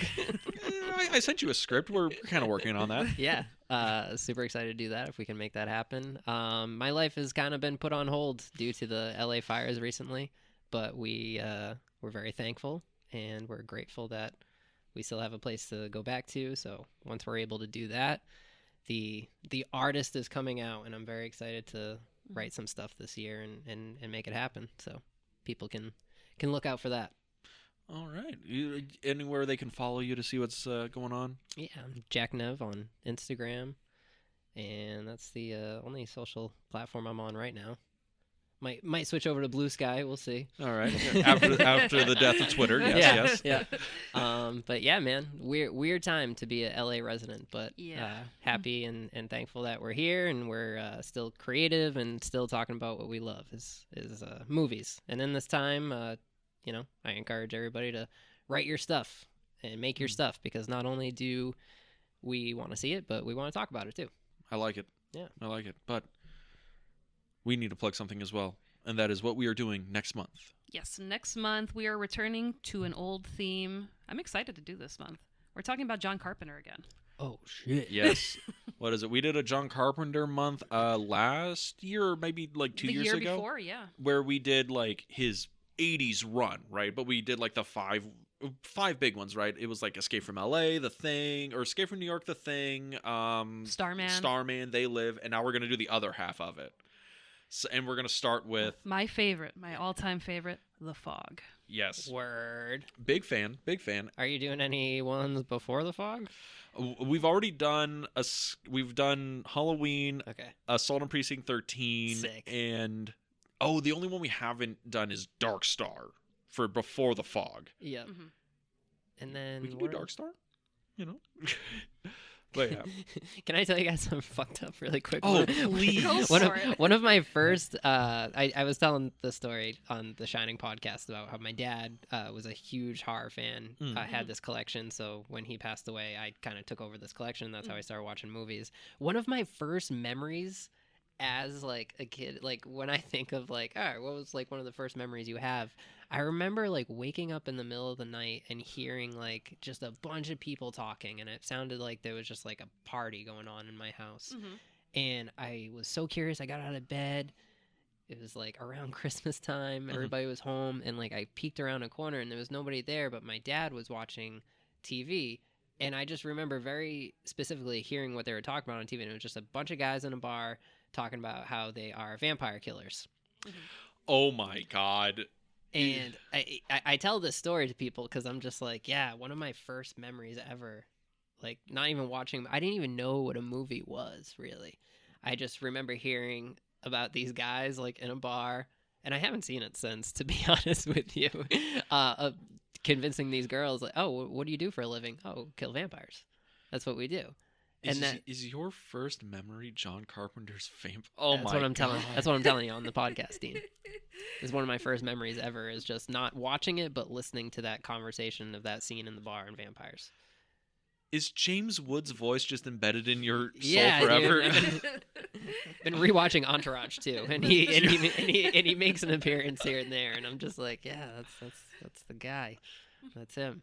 Oh, that's wonderful. Yeah. I can't wait for us to do Carpenter 2. When we do Carpenter 3, that's going to be all the 90s Carpenter movies. Yeah. And that's where you get into some like rougher stuff. Prince of Darkness? No, Prince of Darkness is still in the 80s. We're actually thinking about doing Prince of Darkness. The 90s ones are like where you start getting like Ghosts of Mars, vampires. Are you going to dedicate a month to 90s Carpenter? I want to so bad. And Becky's like, I will not review bad movies. I'm like, we do all the time. Oh, no, I've changed. I've changed. I've evolved with this podcast. I can't wait for us to do the Room month where we just talk about the Room 4 weeks in a row. Well, no, he has his new movie. Oh, Tommy Wiseau does have a new movie. He has a new movie. It's Yes. like The Shark or something. They did a premiere Land for- Shark, I think. They did a Oh, premiere screening of it God. at the Frida, and Greg Cicero was there. Yeah. No way. He's there all the time. He has to live like 10 minutes away because he's there like once a month to do like the live Q&A for the room. And Bro. they throw spoons and so it's like if you want to go. The Frida's cool, man. I mean, Oh, yeah. you know, Sean Fennessy, I know, lives very far away, and he was there to present Who Framed Roger Rabbit, which was A great movie. great screening. Shout out to the Frida. Love the Frida. But if you wanted to listen to next month's episodes, where can they go? Well, did you want to announce, something else that happened recently? Oh, yeah. The passing of Sir David Lynch. R.I.P. Yeah. man. So, I guess we should probably say something. He was an inspiration. He was a great artist, a great director, a great filmmaker. We had a whole month dedicated to him. We did. There was a thought that we're gonna cancel Carpenter Month to do David Lynch Part 2. Mm-hmm. But we already kind of scheduled out all of Carpenter Month. But I would not be surprised we're gonna go back and do the rest of David Lynch's canon. Mm-hmm. Yeah. Was one of the first episodes we ever did. Eraserhead was our second or third episode. Yeah, I think it was our third. Yes. So you guys were like, hey, should we start a podcast, like a movie podcast where we talk about movies? What's the first one we should talk about? Let's give Eraserhead a shot. Boo, we need to be able to talk about like any movie intelligently and like passionately. Eraserhead's the deep end of the pool. I'm just gonna throw you in there. that's And he did. Yeah. that's the deep end for sure. But I love Eraserhead. You know what our second one was? What? Behind the Mask. Oh, The Rise of Leslie Vernon. I love that movie. That movie slaps. That movie's so fucking good. It was really good. Wow. But yeah, I gotta go back. Eraserhead was our fourth. fuck. What's our third episode? Trick or Treat. Oh, yeah. Yeah, we were basically a horror movie podcast for like the We first started in years. October, so yeah, it was a thing. You got, hey, unlike the Academy Awards, you guys celebrate horror here on this platform. We do. We love horror movies. Yeah. Yes, and but yeah, look at our socials because we might announce some David Lynch either review retrospective or something like that coming Yeah, up. But we'll figure out. Maybe next month is Carpenter, or maybe it's David Lynch. I don't know. Have you guys been a big boy? We Yes. went Went last that week. Saturday. yeah, last Saturday it was like right after he passed away. We went to the Bob's Big Boy to see the memorial. We got some Yeah. food. We left a Coke.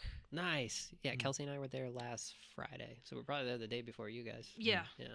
They actually, what is it? The other Bob's Big Boy is like down the street from here. There's only like 4 left in Mm-hmm. California. For Gotta go history. to the real one though. Oh, yeah, you yeah. gotta go to the real one. They shot Heat there. Man, I should go home and watch Heat. I haven't seen Heat. Great LA film. So now with But that, the food's so good. at Bob's. where can they go to listen to more of our episodes? If you want to listen to us on a different platform than you currently are, you can find us on Apple Podcasts, Spotify, Google Podcasts, and YouTube. You can go to our YouTube channel, The Film Vault. That is The Film Vault on YouTube because the film club was taken. So go there, like, comment, subscribe, watch all the fun video versions of this podcast, and also check out our socials at The Film Club Podcast on Instagram, where we post upcoming episodes, random adventures we go on, and other fun things. Any last words? Appreciate you guys as always. Thanks for inviting me on to talk about my favorite thing, movies. Well, thank you for coming back. And with that, We'll see you next week at the Film Club. have a good week, everybody.